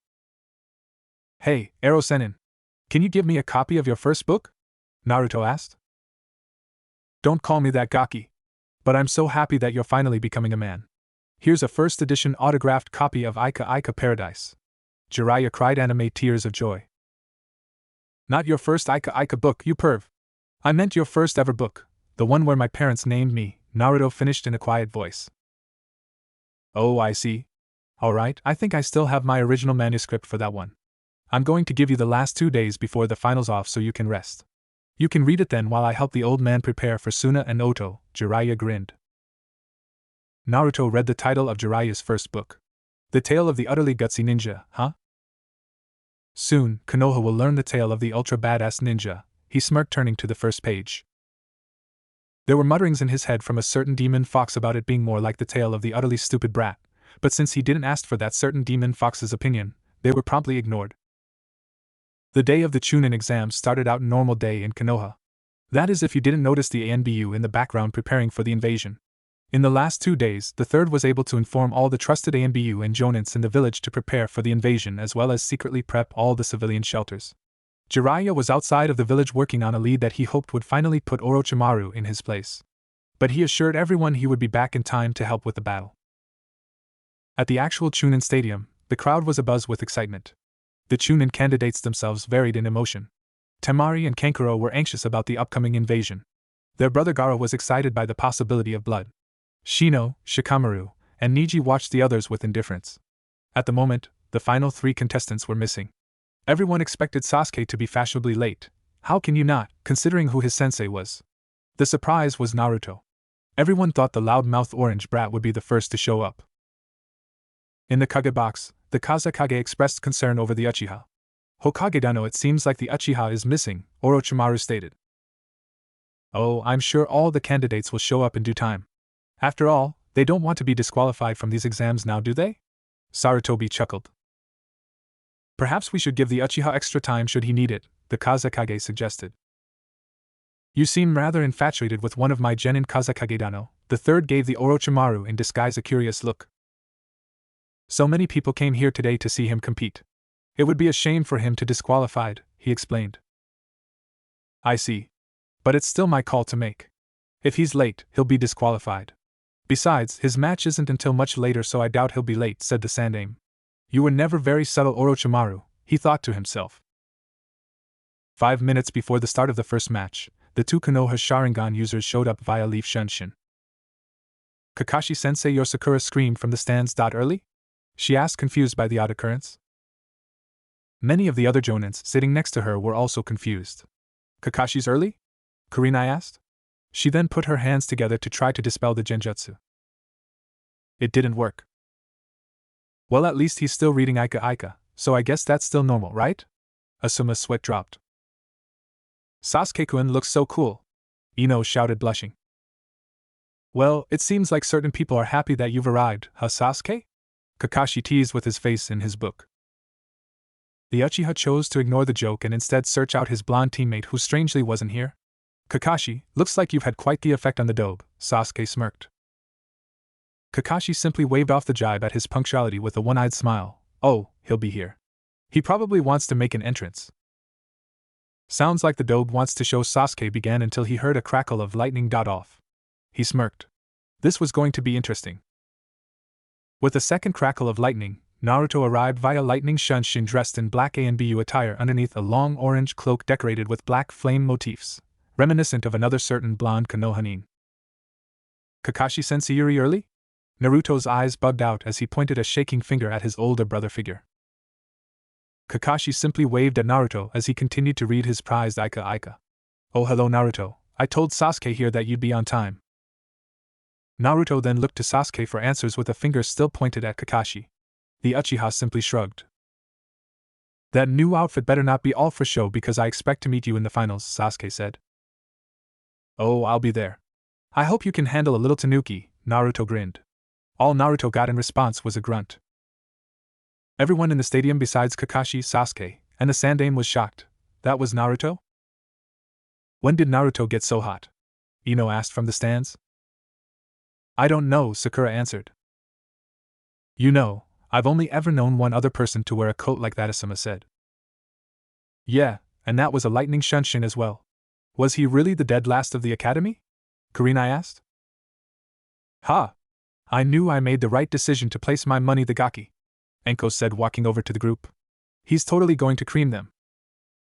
Are you sure?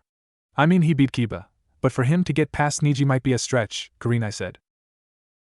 Oh, I bet he has quite a few surprises in store for us. He always seems to have something up his sleeve, Enko grinned, taking a seat. Genma Shirani came forward and called the beginning of the finals of the Chunin exams. Uzumaki Naruto vs Hyuga Niji will now begin. All other participants please move to the viewing box to await your match. Sasuke and Naruto nodded to each other before Sasuke walked away. Kakashi simply shined up to the stands and took a seat near his fellow jonin. Kakashi-sensei! Sakura screamed, happy to see her sensei after a month absence. Hello Sakura. How have you been? Kakashi asked with a one-eyed smile. I've been good. How was your training with Sasuke-kun and Naruto? She asked. Sasuke is as ready as he can possibly be for his match against Gaara, the jonin said in a cheerful tone. As for Naruto, I can't tell the true extent of his skills because I didn't train him, he said. But I can say with confidence that he won't have a problem making Chunin in this exam. This surprised everyone except Anko, who was now more confident than ever in her bet. But how can he improve so much in just 1 month? Kurenai asked. Let's just say that Naruto has more potential than anyone in this generation. And he's finally realized it, Kakashi said in a rather calm tone. But he was never any good at the academy. He was a dead last. How could he have more potential than Sasuke-kun? Ino asked. This time Asuma answered. There were certain circumstances that prevented Naruto from succeeding in the academy. All the jonins immediately knew that he was referring to the hate he received for being the Kyuubi's host. What circumstances? Sakura asked. It's Naruto's secret to tell, Kakashi answered. If you want to know, you'll have to ask him. Do you really think Naruto will beat everyone that easily? Kurenai asked again. Oh, I have no doubt that he will. If Naruto really wanted to go all out, he'd be able to beat me as well, Kakashi said as he took out Ika tactics. What? You can't be serious, Kakashi. You're the strongest jonin in this village. Naruto can't be that strong, Kurenai said in disbelief. Oh, I'm very serious, he calmly stated with his head in his book. Everyone was now very interested in what Naruto could do. Back at the battlefield, Niji arrogantly stared at Naruto thinking this was the same dead last he had heard about. Naruto on the other hand stared at Niji impassively. You should give up now. It is your fate to lose to me today, Niji preached. Naruto simply raised his right eyebrow. I know about your dream to be Hokage. You are a fool to believe a dead last like you can become Hokage, Niji sneered. Naruto lowered his right eyebrow only to raise his left.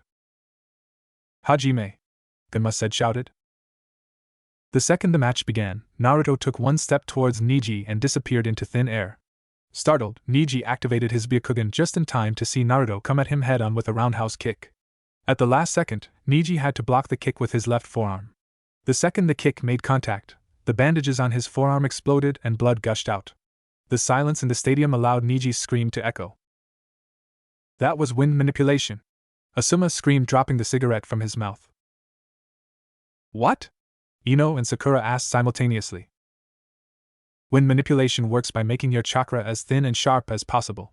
By channeling wind chakra into his kick, Naruto was able to turn Niji's arm into a bloody mess. Kakashi, how was Naruto able to learn to manifest his wind chakra in such a way? Most futon users are never able to do such a thing, a disbelieving Asuma asked. That you'll have to ask Naruto's sensei, Kakashi simply answered with his head in his Ika book. What I want to know is how he was able to move so fast. It was like he teleported right in front of Niji, Kurenai mused. That would be one of the jutsu he created. He calls it Shuinpa, flash step. He channels a large of chakra on the soles of his feet. So whenever he takes a step and pushes off on the soles of his feet, he can basically jump to a location, Kakashi explained. That's amazing. How much chakra does the jump require? Anko asked. Naruto estimates every 5 meters traveled costs about as much chakra as a Kagebushin, Kakashi answered. Wow, that much chakra? That's amazing that he can create such a jutsu, Kurenai said. Wow, Naruto's so strong now, Sakura mumbled, thinking about how weak she was compared to her teammates. Oh, he hasn't even begun to show anything yet, Kakashi mused. But we probably won't see any more this match because Niji's lost an arm already. For the first time that match, Naruto talked. Unless fate can heal your arm, I think you've lost here, Niji. How can you be so strong? You were the worst student in your class. Niji screamed, still holding his bleeding arm. There's no such thing as fate, Niji. We decide our own destinies. I used to be a dead last knucklehead that couldn't even do a simple bushin. But one thing I always had was a dream, to be Hokage. Everyone in my class laughed at me, everyone scorned me, and everyone ridiculed me. But I never gave up. To me it was a dream worth chasing after, a dream worth striving for, a dream worth fighting for. Now I stand before you the strongest genin in this tournament. He took a step forward. Now I stand before you no longer the dead last everyone thought I'd be. Another step. Now I stand before you as someone who's spit in the face of fate. And then he disappeared. Naruto appeared in front of Neji, and launched him into the air with a spinning heel kick. The crowd watched in awed silence as Neji's unmoving body was launched several feet into the air and dropped back down to the ground with dull thud. Naruto walked over to Neji's unmoving body and sat down next to his head. You've been trying to fight fate as well, haven't you, Neji? I know about the caged bird seal. One day, you'll be able to defy your fate as well, you just have to keep fighting. Getting that stick out of your ass won't hurt either, he joked. Shousa, Uzumaki Naruto. There were several seconds of stunned silence as the crowd tried to comprehend what had just occurred. Slowly, the applause came, starting in the general vicinity of Anko, Kakashi, and the other Jonin senseis. What happened to that noisy orange knucklehead a month ago? Kankuro asked. That was what the majority of the prospective Chunin wanted to know. It seems he has gotten much stronger, Shino said. Mani didn't think this guy could get any more troublesome, but it appears I was wrong, Shikamaru groaned. Then he noticed that Sasuke wasn't all that surprised at Naruto's newfound strength. You don't seem surprised by your teammate's performance. We might have sparred in the last month, Sasuke said cryptically. That blonde seems to be very strong, Hokage Dano, muttered Orochimaru. My seals should have weakened him, not strengthened him. What happened? Yes. Naruto was always Konoha's most surprising ninja. I dare say this is his greatest surprise yet. Sarutobi smiled. Even with his new powers, I highly doubt he'll be able to defeat my son Gaara or your Uchiha, the Kazekage stated matter-of-factly. We'll have to see, won't we? Maybe he'll surprise you as well, the third said. Leave it to Orochimaru to underestimate the power of hard work. Naruto realized that the eyes of everyone in the stadium were on him as he walked back towards the other genin. As he reached his fellow competitors, he immediately realized that they were weary of him. Surprising, it was Sabaka no Temari who broke the silence. I see the month of training paid off. Orange isn't as much a fashion disaster anymore, is it? Naruto joked. No, it's still ugly, she smirked. Well, I still have a few more matches to change your mind, don't I? Naruto returned her smirk. If Naruto's new powers confused people, his familiarity with Sabaka no Temari left everyone absolutely dumbfounded. Kankuro's eyes bugged out as he stared stupidly at his older sister and the Leaf Genin. Naruto noticed Sasuke staring at him with a raised eyebrow. What team? The Uchiha simply head nodded towards the sand, Kunoichi silently asking what was going on between them. I'll tell you later, Naruto said. The raven-haired boy just nodded and looked back at the battlefield in anticipation for the next match. The second match between Sabaka no Kankuro and Aburame Shino will now, Genma started. I forfeit. Kankuro screamed. He didn't want to show off any of his abilities before the invasion. His forfeit definitely piqued the interest of his fellow genin. Something's not right here, Shino and Shikamaru both thought. Very well. The winner by forfeit is Aburame Shino. The next match will now commence. Well, looks like you're up, team. You think you can handle the Tanuki? Naruto asked. I remember the plan, he drawled as he walked toward the battlefield.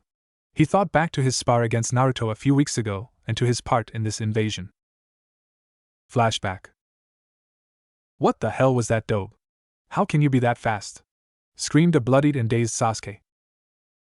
That was a new move I created just a few days ago, the blonde said calmly. Teach me it. No, Sasuke. You don't have enough chakra to use this technique effectively. Enough. Naruto's right. You don't have the chakra capacity to use that technique for any reasonable amount of time or distance, Kakashi intervening before Sasuke could retort. With frustrated cry, Sasuke walked away from the training ground. Naruto wanted to follow, but Kakashi raised a hand to stop him. Let him cool off a little before talking to him again, he said, to which Naruto could only nod. You've gotten really strong since the last time I saw you, Naruto. I'd have a hard time keeping up with that technique even with the Sharingan. Thanks, but it's not complete yet. I've been experimenting and I think I can go faster if I channeled wine chakra instead of just regular chakra, Naruto stated. Just be careful. Wind is known to be a very dangerous element to play around with. This tiniest of mistakes can be disastrous. I know, he said as he walked off to find Sasuke. 10 minutes later, he found Sasuke sitting against a tree tending to his wounds. He sat down near another tree facing him. After several moments of silence between the two, well, how are you going to do it? Do you have a plan? What plan? Sasuke asked. Itachi is an S-ranked ninja. You need a plan if you are going to kill him. Have you ever looked up his profile in the bingo book? The lack of answer was all that Naruto needed to know. Itachi's biggest weakness is his below-average stamina. His biggest strengths are his ninjutsu and genjutsu from his Sharingan. If you want to take him down, your best bet would be find a way to slow down his two strengths with your own ninjutsu and Sharingan, and just outlast him in a war of attrition. Sasuke could only gape at the advice he was getting from his blonde teammate. It sounded like it could work. I would recommend gaining a familiarity with Earth Jutsu to protect yourself against his Fire and Water Jutsu, training your Sharingan to nullify high-level Genjutsu, and gaining strength, speed, and chakra capacity to outlast him. Why are you helping me? Sasuke asked. I didn't ask you for your help. We're teammates, Naruto said as if that answered everything. I don't need your help. This is something I have to do on my own. Why does it have to be that way? Because this is my clan, my responsibility, he exclaimed. And then what? What are you going to do after you kill your brother? Are you going to follow in his footsteps and be a missing nin of Konoha? Are you also going to hunger for power as well? Because that's the path you seem to be walking down towards right now, Naruto asked. I am nothing like him. Really? All you seem to care about in life is killing him. At this rate, you'd willingly give in to the power of Orochimaru's curse seal for more power. At this rate, you'd probably sacrifice your own teammates if it meant a chance at Itachi. And at this rate, you'd just end up replacing Itachi with another power-hungry Itachi. There was no outburst this time on the Uchiha's part. You have a lot more in life to live for than just revenge. You have a chance here to rebuild the Uchiha into a powerful world-renowned clan once again. Let the Uchiha once again be known as the clan of great and powerful ninja, not a clan of traitors who only strive for power. We'll both rebuild our clans. Again silence reigned. What do you know about clan restoration anyway? Sasuke finally asked. Nothing, to be honest, Naruto answered with a sigh. And seeing as we are both orphans, I guess we'll both figure it out along the way together. You have a clan, Dobe? Sasuke smirked. As a matter of fact, I do, you arrogant asshole, Naruto smiled in reply. The Uzumaki clan once ruled Yuzushiogakure. We were renowned for our skill in Fuinjutsu, our incredible longevity, life force, and ridiculous chakra reserves. What happened to them then? They were destroyed sometime during the Second Shinobi World War. I see, Sasuke said in a low voice. So we are both the last of our once proud clans, Naruto. We'll have our first chance at recognition in a few weeks, Naruto started. During the Chunin exam finals, there's going to be an invasion led by Orochimaru, Oto, and Suna. What? Asked Sasuke, clearly surprised. Jiraiya of the Sannin believes the snake is manipulating the sand into attacking us. That's why they brought their Jinchuriki to these exams. Jinchuriki? It literally means power of human sacrifice. It is the term given to people who have one of the 9-tailed beasts sealed within them.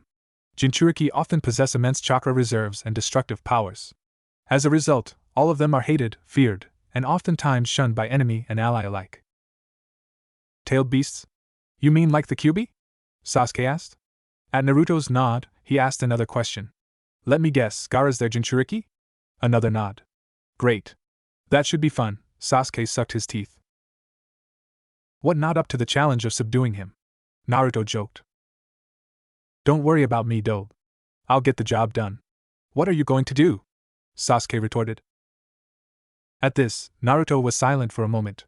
Jinchuriki are often known as army destroyers. We are being invaded by 2 different villages. And while you may be able to nullify their trump card, we'll still one of our own to hold back the forces of 2 nations. I see, Sasuke frowned. That's why the villagers hate you and call you demon behind your back. Yes, it's an S-rank secret punishable by death that I'm the Jinchuriki of the Kyuubi. Like many of my brethren, I am hated, shunned, and feared by our own village. From what I hear, Gaara has had multiple assassination attempts on his life by his own father, the Kazekage. People are stupid, he said simply. For once, we agree, team, Naruto grinned. Seeing Kakashi walk over to them, well, looks like it's back to training for us. Your mission for the Chunin exams is to subdue and detain Gaara to prevent him from taking part in the invasion. You think you can handle it? Who think you are talking to? Sasuke smirked, getting up. I'm taking on one genin. You're going to fight an entire army, can you handle it? I guess we'll have to see, won't we? Flashback end. Good, Naruto said. As Sasuke walked past, he slipped him one of the chakra-suppressing seals from Jiraiya. That might come in handy. The Uchiha simply nodded in acknowledgement, and continued on as if nothing had happened. The match between Uchiha Sasuke and Sabaka no Gaara will now begin, shouted Genma. The match began as Naruto thought it would. With the speed training help Sasuke got from Kakashi and himself, Sasuke was able to get past Gaara's sand defense with relative ease, as Lee did. 2 swift body blow kicks and 1 punch to the face was all it took to put Gaara on the defensive. Gaara immediately retracted all his sand and formed a protective cocoon around himself. The defense proved too strong even for Sasuke's most powerful Katan Jutsu. So, he was left with just one option, the Chidori. Backing up all the way up the wall opposite Gaara, he formed the hand signs. Ashiusaru. He held his left hand as the lightning chakra started to form around it. Soon, it became visible and it emitted a high-frequency chirping noise. And then he charged. With his Sharingan active, he could see all the counterattacks Gaara used with his sand. As expected, the Chidori pierced right through Gaara's cocoon. At the sight of his own blood, Gaara went into a panic attack. Mother, what is this? Is this my blood? It's my blood!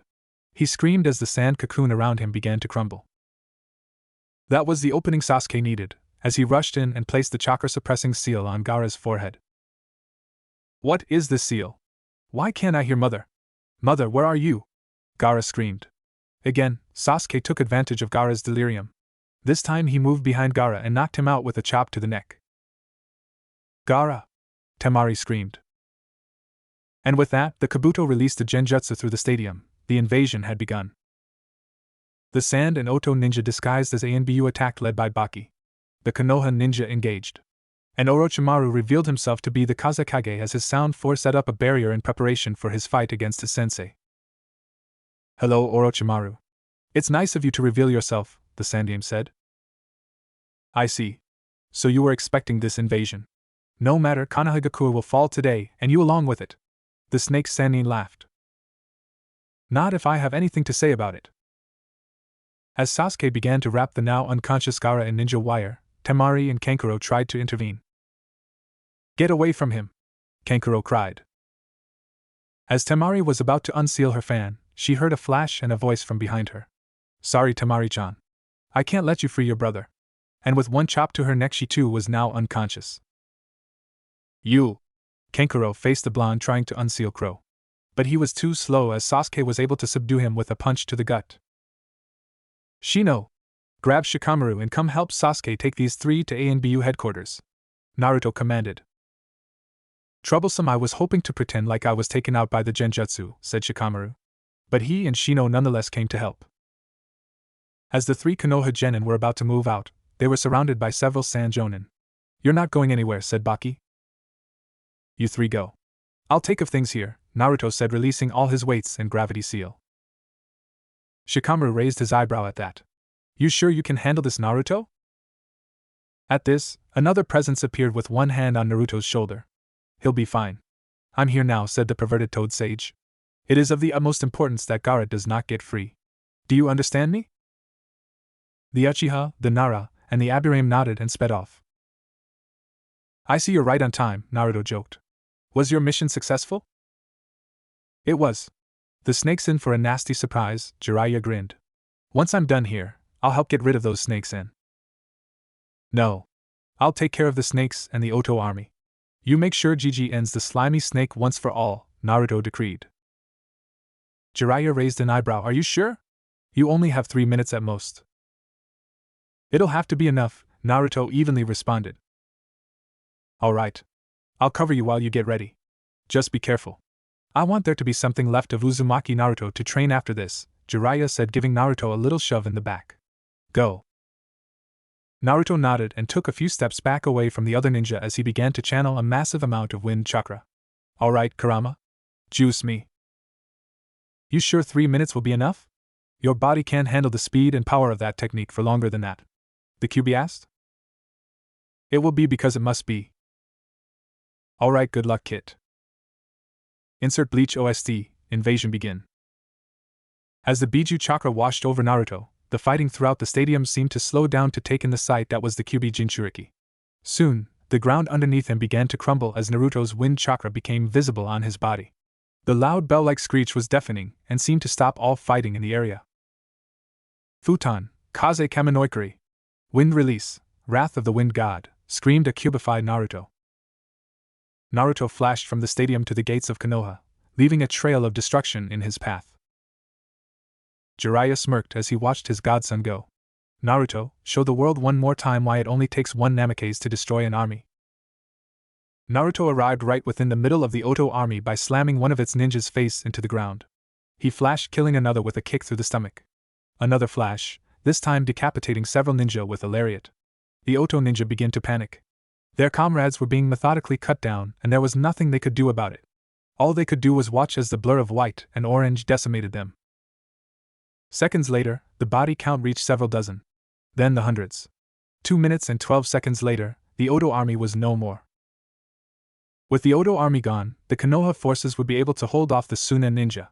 Now, it was time to deal with the 3 snake summons.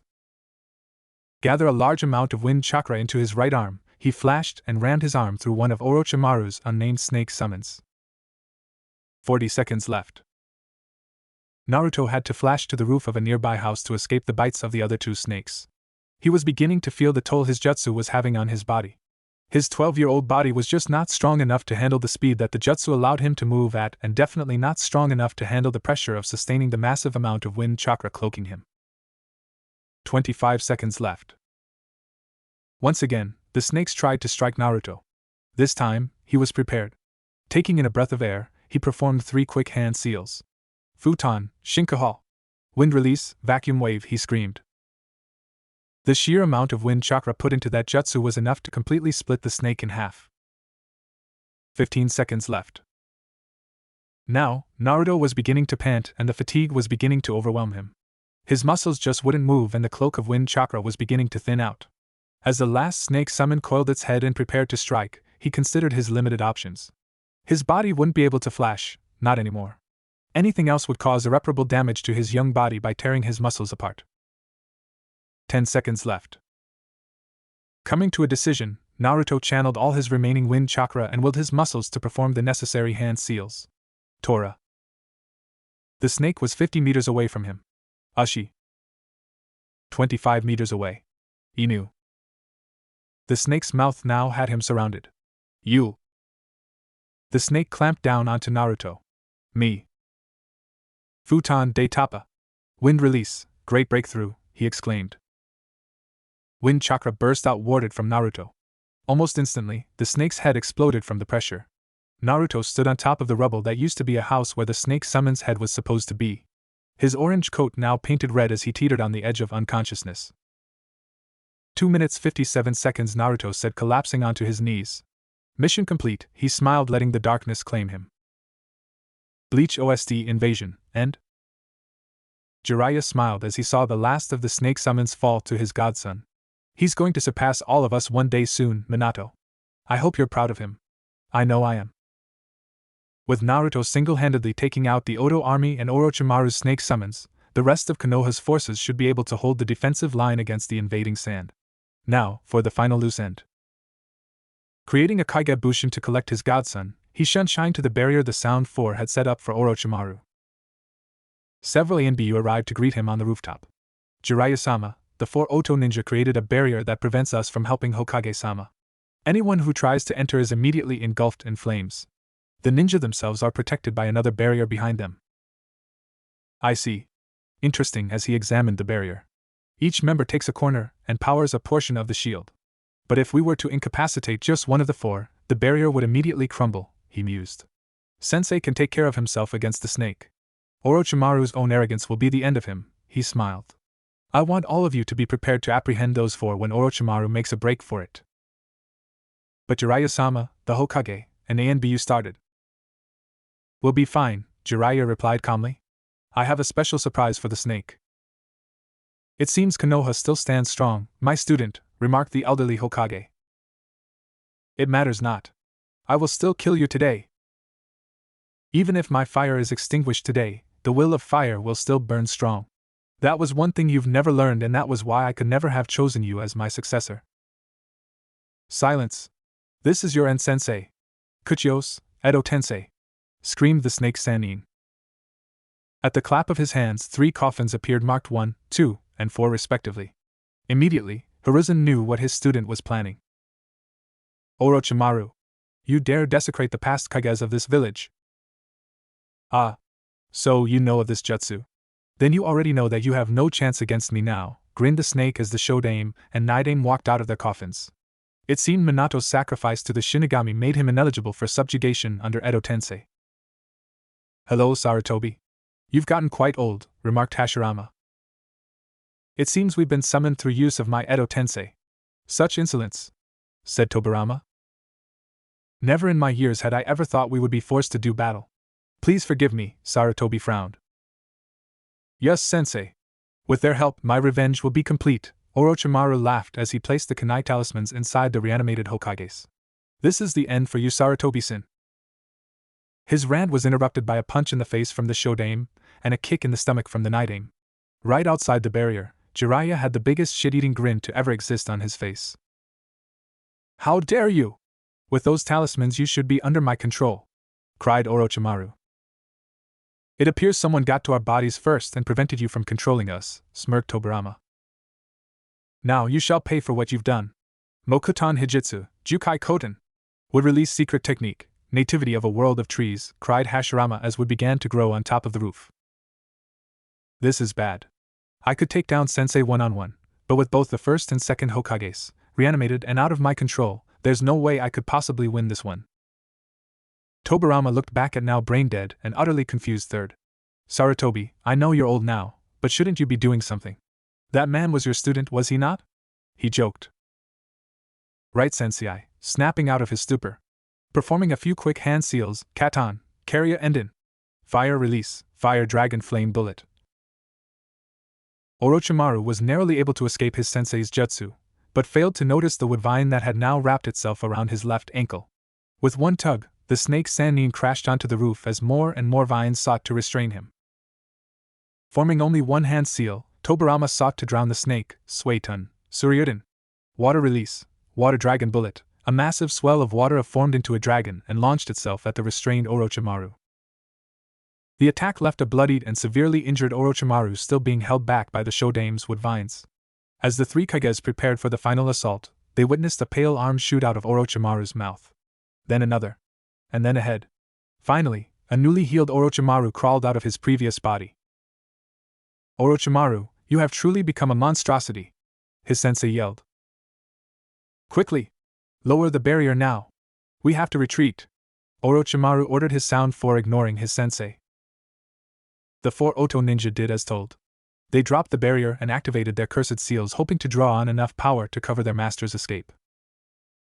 The combined power of 4 level 2 cursed seals provided power necessary to hold off the wood vines that sought to capture their master again. This gave Orochimaru the milliseconds necessary to melt himself to the ground and disappear to fight another day. He may have lost his elite bodyguards, but that was a far better option than losing his own life at the hands of the first 3 Hokages. After the Sound 4 had been captured, Jiraiya walked over to his sensei who was talking to his own teachers. Hello, sensei. Shodaime. Nidaime, he bowed his head at the 2 reanimated Hokages. Senseis, meet another of my students. This is Jiraiya, Sarutobi introduced. Jiraiya, what is the state of Konoha? All the civilians have been evacuated behind the Hokage monument. The Sand forces have been pushed back outside our gates. And the Oto forces are no more, the Toad Sage answered. No more? The elderly Hokage asked, stunned. Gone. Massacred. Wiped off the face of the world, he answered. But how? At this, Jiraiya grinned. It only takes 1 Namekize to destroy an army. Sarutobi's mouth hung open for one moment, before he let out perhaps the heartiest laugh he's had in years. Minato, your son is going to shatter your legend. I'm sorry, but who is this Namekize? Asked Tobirama. His name is Namekize Uzumaki Naruto, a genin who took part in the Chunin exams in this very stadium before the invasion began. He also bears the same burden your wife did, Shodame-sama, answered Hiruzen. I see. I must meet this boy, replied Hashirama, his interest piqued. I as well. Jinchuriki or not, to take out an entire army at such a young age is astounding. Truly, you have kept the will of fire strong in our absence, Sarutobi, said the Night Aim. Yes, the will of fire burns strong in young Naruto, smiled the professor. The legend of Namikaze Uzumaki Naruto was born today. And one day soon, his legacy will outshine all of ours. I see. The boy has been hated his entire life, hasn't he? Frowned Hashirama. Sarutobi and Jiraiya had just finished recounting the events since the Second Shinobi World War, including Naruto's life in the village hidden in the leaves, the events of the other Shinobi World Wars, the Kyuubi attack, the Uchiha massacre, and Orochimaru's recent invasion to the Senju brothers. Needless to say, they weren't pleased at the behavior of the village they had built together. It is disheartening to see such mistreatment of a young boy for something out of his control. His own father had made him the Jinchuriki hoping to save the village. Yes, soon after I made the decision to grant Minato's final wish, I knew it was a mistake. He believed that one day, his village would be able to see past the Kyuubi and treat his son fairly. Perhaps that day is today, but it didn't come fast enough to leave Naruto unscarred, said a saddened Sandaime. Your successor must have truly loved this village, Hiruzen. The faith he put in them and his son speaks volumes to that, said Tobirama. Minato always said, the fire's shadow illuminates the village. Jiraiya smiled at the memory of his student. His prowess on the battlefield was on a level not seen since your era, senseis, Sarutobi commented. Indeed. Becoming Hokage before 30, taking space-time ninjutsu to heights I would never have thought possible, and the ingenuity behind his Fuinjutsu and Rasengan would certainly make him one of the most powerful shinobi to have ever lived, complimented Tobirama. And it seems his son is well on his way to surpassing his legend. Yes, now that I think about it, what are the skills of this young Naruto? Asked Hashirama. Besides having massive reserves for a genin, probably more than mine, he has 3 elemental affinities, and decent Chunin-level taijutsu without enchantments, answered Jiraiya. 3 affinities, huh? Mused Hashirama. What are they? Wind, lightning, and water. Wind's his strongest right now. Lightning is getting close, but water is still pretty terrible. The brat can't produce enough water to brush his teeth without a body of water nearby, joked Jiraiya. I see. Perhaps I can help with that. Maybe I can also give the boy an intro space-time ninjutsu, offered the Night Aim. I'm sure Naruto would be honored to learn water manipulation and jutsu from you, sensei, smiled Sarutobi. Now, Jiraiya, what was that jutsu Naruto used to take out the Odo army? All I could tell he was doing gathering an enormous amount of wind chakra. That's right, it's called Futon, Kaze Kaminoikari, wind release, wrath of the wind god. By gather a massive amount of wind chakra to cloak his body, he is able to move at unimaginable speeds by combining this jutsu with his Shuinpa technique, while making his body into a weapon. Anything he touches basically gets torn to shreds by wind chakra. That sounds somewhat similar to the current Raikage's lightning release armor, but on a much more destructive scale. What are the drawbacks? Asked Hiruzen. He can't maintain it. Simply put, Naruto's 12-year-old body just isn't strong enough to handle at moving at those speeds or durable enough to handle the pressure of sustaining that amount wind chakra on the surface of his body. Right now, he can't hold it for more than 3 minutes, and that's stretching it. It also takes more than a whole Kage's worth of chakra to sustain the jutsu for those 3 minutes, answered Jiraiya. I see. The amount of nature manipulation and chakra necessary easily makes it an S-rank jutsu. I would like you to place restrictions on how long Naruto can use that jutsu until his body grows up enough, suggested the professor. Jiraiya nodded in agreement. So young and he's already such a technique. And he still hasn't mastered water or the Kyuubi's powers yet. Truly, his potential is frightening, remarked Hashirama. With my brother helping him with water and space-time ninjutsu, perhaps I can help train his Biju powers. Now that I think about it, how long are we going to be able to stay in these bodies, brother? Because we are in control of our own bodies, we can dispel ourselves anytime we wish. I don't know about you, but I'd like to train the next carrier to the will of fire before passing on again, the younger of the Senju brothers answered. I agree as well, brother. The brighter the future is for this boy, the brighter the future will be for our village. Perhaps it's time we meet the boy in question, suggested Hashirama. He should be waking up soon. My clone checked out his injuries. He had no physical injuries, just severe cases of muscle fatigue and chakra exhaustion. The muscle fatigue will likely keep him bedridden for a few days, but the chakra exhaustion should be cured by now thanks to his tenant, Jiraiya said.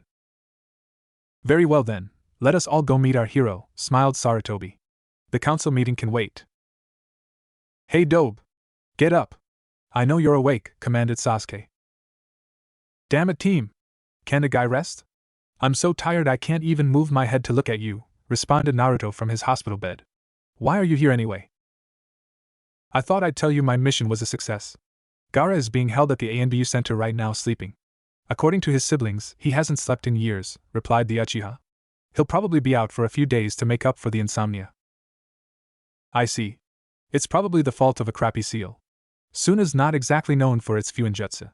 Maybe Jiraiya can fix it for him when Suna comes to sign a peace treaty, wondered Naruto. So care to explain to me how you managed to wipe an entire army off the face of the world and only come out of it with muscle fatigue and chakra exhaustion, he interrogated. Maybe I don't wanna, you jerk, the blonde grinned. But after a momentary stare down between the two, he relented, wind nature manipulation on a massive scale and a few dozen shunpos. Well, that explains the white and orange flash all the reports are talking about. How do you learn both wind and lightning manipulation in 1 month? Sasuke asked, genuinely curious. Kagebushin. I get the memories of each clone after it dispels. If 7 clones train for 1 day, it's the equivalent of training for a week. Sasuke's mouth gaped a little. You think I can learn that?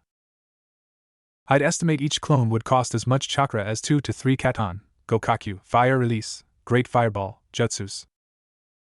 PSH, I wish I had an unlimited amount of chakra stored in my stomach, the Uchiha grumbled. You're right. I don't have all-seeing eyes that can detect genjutsu, that see movement in slow motion, and can copy taijutsu styles, hand signs, and ninjutsu. Oh, lucky me! Naruto wailed. Shut up, Dobe. After a few moments of silence, we'd better have gotten promoted. We both won our matches and played important parts in the invasion. Maybe honestly, I couldn't care less about a promotion. I just want to get back to training. I still have so much to improve on. What else are you still working on? Water manipulation mostly. I can't do water jutsus at all unless I'm near a body of water. If I tried doing one at the Chunin exam stadium, I'd probably only get a puddle of water. Sasuke had to smirk at the last part. After thinking to himself, he reluctantly asked, since you're supposed to be helping me, got any tips for me? It felt so weird asking Naruto for help. There are plenty of skilled earth jutsu users in Konoha, starting with our very own sensei.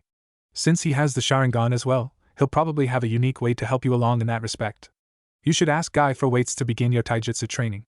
And for chakra capacity, try jogging while water walking for an hour or 2 every day. Then work your way up to jogging against the current of a river and eventually up waterfall, the blonde suggested.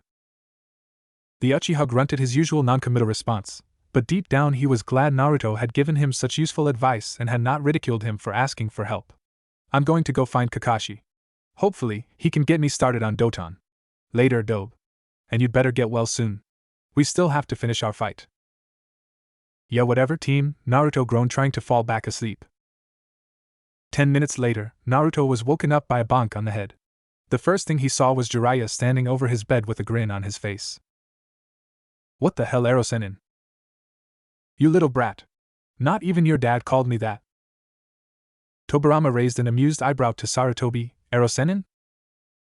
The Sandaime just put his face in his hands and shook his head as Jiraiya and Naruto continued to argue. Naruto, you can argue with Jiraiya later. There are 2 people here that would like to meet you. At this, Naruto looked at the other 2 people in the room. Who are they? Idiot! Do you not know the first 2 Hokages of your village? Asked Jiraiya. Hey! It's not my fault the academy was boring and people hated me. Besides, how can they be the first 2 Hokages? They look younger than Gigi, retorted Naruto. Yes. My student Orochimaru brought them back to life using a forbidden jutsu. They wish to see the savior of the village. Also, Hashirama here is actually very familiar with your burden, answered the elderly Hokage. No kidding. I hate his stupid wood jutsus, said Kurama. You captured Kurama with your Mokuton? Naruto asked. Kurama? The Kyuubi has a name? Asked Hashirama. Yeah. The Kyuubi is a title, not a name, Naruto answered. I guess you do learn something new every day. My wife was the first ever Jinchuriki of Kurama, and she never learned its name, replied the Shodaime. Naruto's eyes widened at that statement. So, why do you guys want to see me? It can't be just because I helped out during the invasion. As a matter of fact, there is, Jiraiya answered. I'm going to be out of the village for a few weeks starting tomorrow. So, I guess you can say I've found some suitable replacements. That's right. I'll be helping you with water manipulation and if we have time, an intro into space-time ninjutsu so you can eventually succeed your father. My brother will help you practice controlling Kurama's chakra, smiled the Night Aim. Ugh, not looking forward to having to deal with Mokutan again after all these years, muttered the Kitsune. Kurama doesn't like the prospect of having to deal with Mokutan again after all these years, Naruto chuckled. I'd imagine no one likes the prospect of getting smothered by wood vines, Sarutobi mused. Well then, Naruto, come to my office tomorrow morning. I have something to give to you and afterwards, Tobirama-sensei can go ahead and start your training. Let's see. We have about an hour before the council meeting today. How about we survey the damage around the city for the time being? I'm sure you wish to see the state of our village after being away so long, right, senseis? The Senju brothers nodded, while Jiraiya gave off a rather perverse giggle. 1 hour later, the post-invasion council meeting began. Hiruzen, Kakashi, and Hashirama were present. Surprisingly, Tobirama wasn't there. And Jiraiya was, well, Jiraiya. He was likely doing research.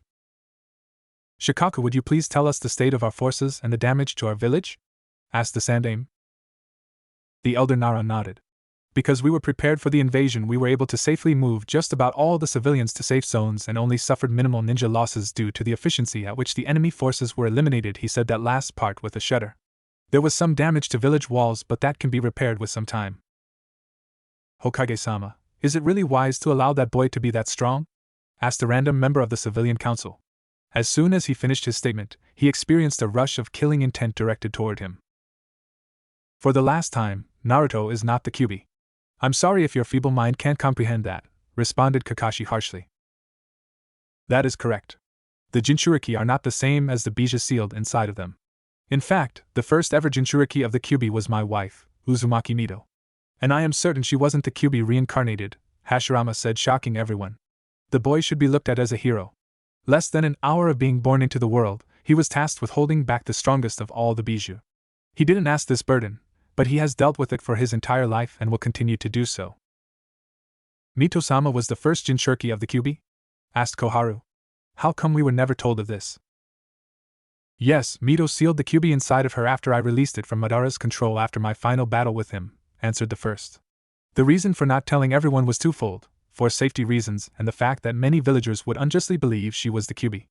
I believe I made the right decision if the treatment you all have shown the young boy is any indication.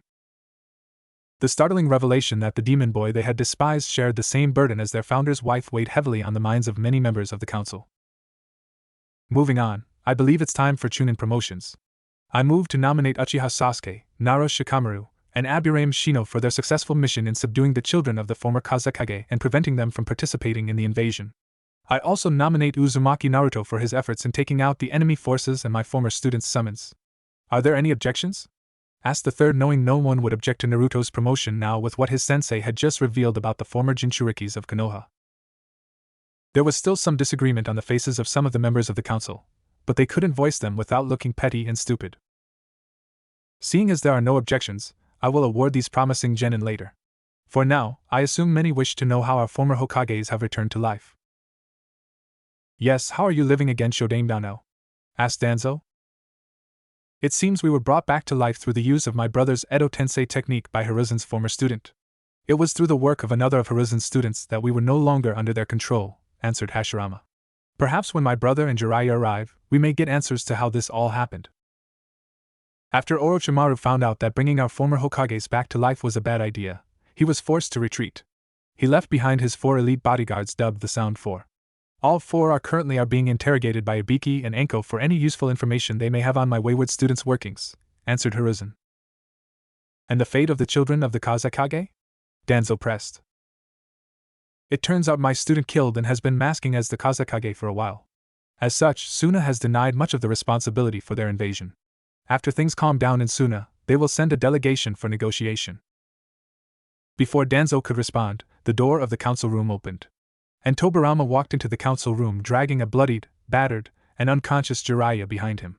I was walking around town and was about to come to this meeting when I noticed your student being chased by several women that he was apparently peeping on in the hot springs, Sarutobi. Tobirama smiled. Ero Sennin indeed. At this, The professor gave a frustrated growl and banged his head on his desk. Of course Jiraiya had to get caught peeping at women with my sensei watching. Koharu, Hamura, is that you? It's good to see you again, said the night aim. Yes, likewise sensei, answered Hamura.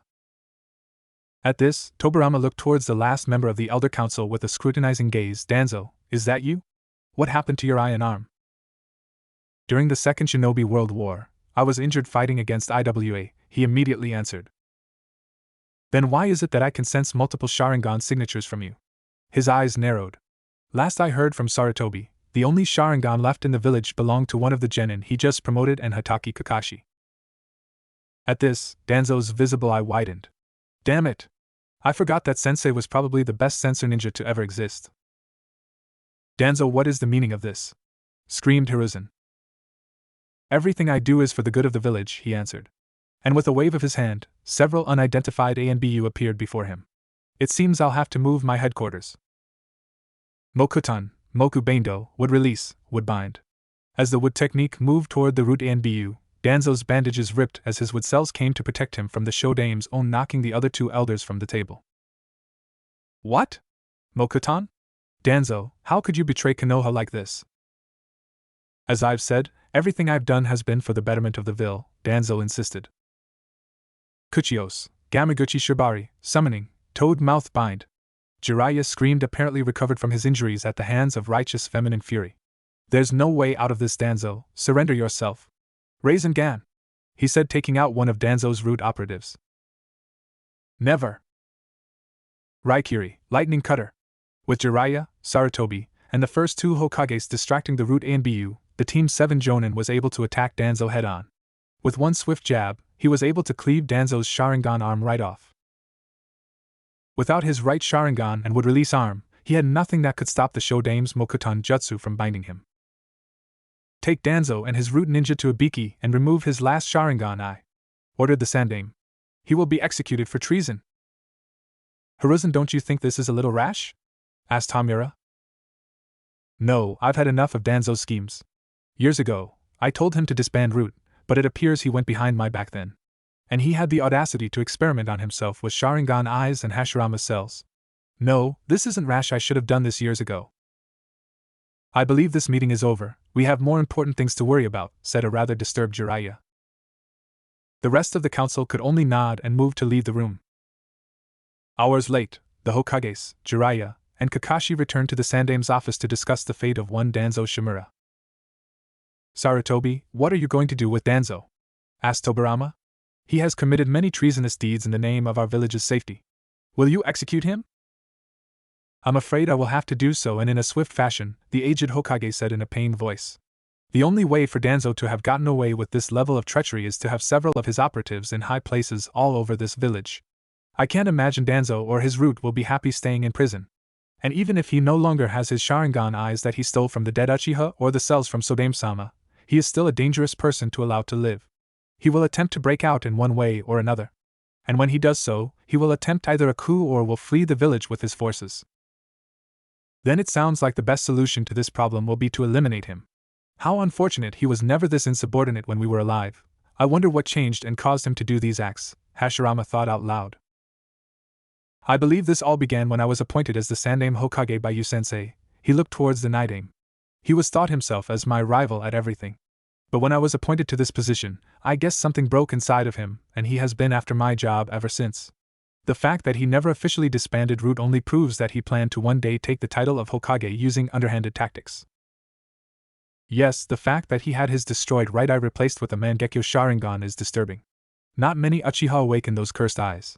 Do you know whose eyes he took? Asked the night aim. Yes. I know exactly whose eyes he took, and for that reason, I personally had to destroy that particular eye. It once belonged to a young man named Shursui Uchiha who was a prodigy that few rivaled. His Mangekyo has a frightening power known as Kodamatsukami. This technique allows the user to enter a person's mind and manipulate them by giving them false experiences, making it seem as if they were doing things on their own free will, Saruto answered. It is not difficult to see why Danzo would covet that eye. That I would explain how he could get away with his schemes for so long, spoke Jiraiya. It's truly a frightening power. And the fact that took them off the dead is inexcusable. It makes you wonder whether he had a hand in their attempted coup before young Itachi stepped in, the Sandaime wondered. Wait. The Uchiha planned a coup? Kakashi asked. Yes, the Uchiha planned a coup because of the way they were treated. Many were suspicious of them because only the Sharingan could control the Kyuubi. I tried to reason with them before it was too late, but my teammates and Danzo all thought it would be best to simply destroy the clan rather than let Konoha suffer from civil war. I imagine Danzo hoped this civil war would give him the chance to take the title of Hokage. He could discredit me by saying that I let things progress this far, and if he could quell the coup with his root, he'd be a shoo-in for Godame. But Itachi cared far too much for this village to allow such a thing to happen. Instead, he took it upon himself to deal with his own clan, sparing only his own brother. I guess since he couldn't get the Uchiha coup to start, he decided to make the most of it by harvesting the eyes of the deceased, Kakashi continued. With that train of thought, it wouldn't be much of a stretch to claim that he also helped Orochimaru into this village. Someone had to help him get the DNA of Shodame-sama and Naidame-sama, Jiraiya added. And it was Orochimaru's plan originally to take you out sensei, meaning there would be a need for a new Hokage after the invasion ended. Sarutobi simply shook his head sadly. How could you have fallen so far, Danzo? After doing these things, I believe the only option has to be to execute him quickly since we don't know the extent of his control over your forces, Sarutobi. It's likely many of his operatives are planning his escape even now, Hashirama stated. Yes, Danzo Shimura shall be executed at dawn today, stated Sarutobi. But I wish to be there at his execution. As do I, said Tobirama. The next afternoon, we find our favorite orange-loving hero still asleep in his bed. By his side though was the shy Hyuga Hinata. She was in the hospital because some of her injuries were aggravated during the invasion. She was allowed to leave a few hours ago, but she had come across her crush's hospital room and had decided to stay with him until he woke up in order to express her gratitude for what he had done for Niji. Last night, her older cousin had come to apologize to her for what he had done. Apparently, her father had come clean and told him the true events that had caused his father's death. It was a stunning revelation for Niji, and he realized most of his misgivings about the main family were simply clouded conclusions he made because of the anger he felt for his father's death. Niji said that after his beating at the hands of Naruto, he realized that there was no such thing as fate. People made their own decisions in life as his own father had done.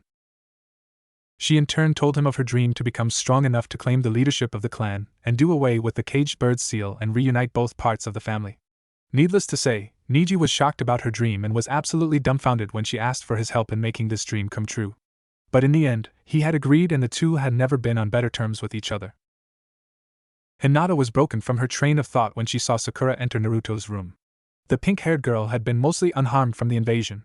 With Naruto taking care of the Oto army and the snake summons, she and many of the other genin had an easy time evacuating the civilians. Oh, hello, Hinata. What are you doing here? Sakura asked, noticing Hinata sitting by Naruto's hospital bed. I am here to thank NN and Naruto-kun for helping my cousin Niji, she stuttered. Naruto helped Niji? The pink-haired girl asked incredulously. I wouldn't call beating the crap out Niji helping him. And no, it was because of his defeat that Niji was able to put his past behind him, Hinata answered, trying to get rid of her stutter. It would not be good for her to stutter in front of her crush when he woke up. Are you also here to see him as well? Yes. I haven't been able to see either of my teammates since the preliminaries. Sasuke-kun has a meeting with the Hokage soon. I think he's going to be promoted to Chunin. She screamed that last part. Then NN and Naruto-kun should also be promoted for what he did as well, the Hyuga stated. Yeah, he should. Can you believe how strong he's gotten? He's stronger than Sasuke-kun now. Naruto-kun has always been strong. He just needed the chance to show everyone his strength, she said without the stutter. After all, it was Naruto who had inspired her to strive to become stronger. What? But Naruto's always been the class dope, how could he be so strong? Sakura nearly screamed. Ugh, hi, can you guys keep it down? I'm trying to sleep here, groaned the now waking Naruto. What do you guys want? He asked, sitting up. Hey, the least you can do is be a little polite. I came here to see if you were okay, she started. You mean you came to see me only after finding out Sasuke-kun was busy with something else, right? Naruto finished. Sakura blushed a little, proving Naruto's assumptions correct. So, what brings you here, Hinata? I just wanted to thank you for helping Niji deal with his fate problem, Naruto-kun. She was trying so hard not to stutter this time. And to make sure you were okay. Well, if you want to thank me for beating the crap out of him, then you're welcome. I hope you're feeling better for as well, he chuckled.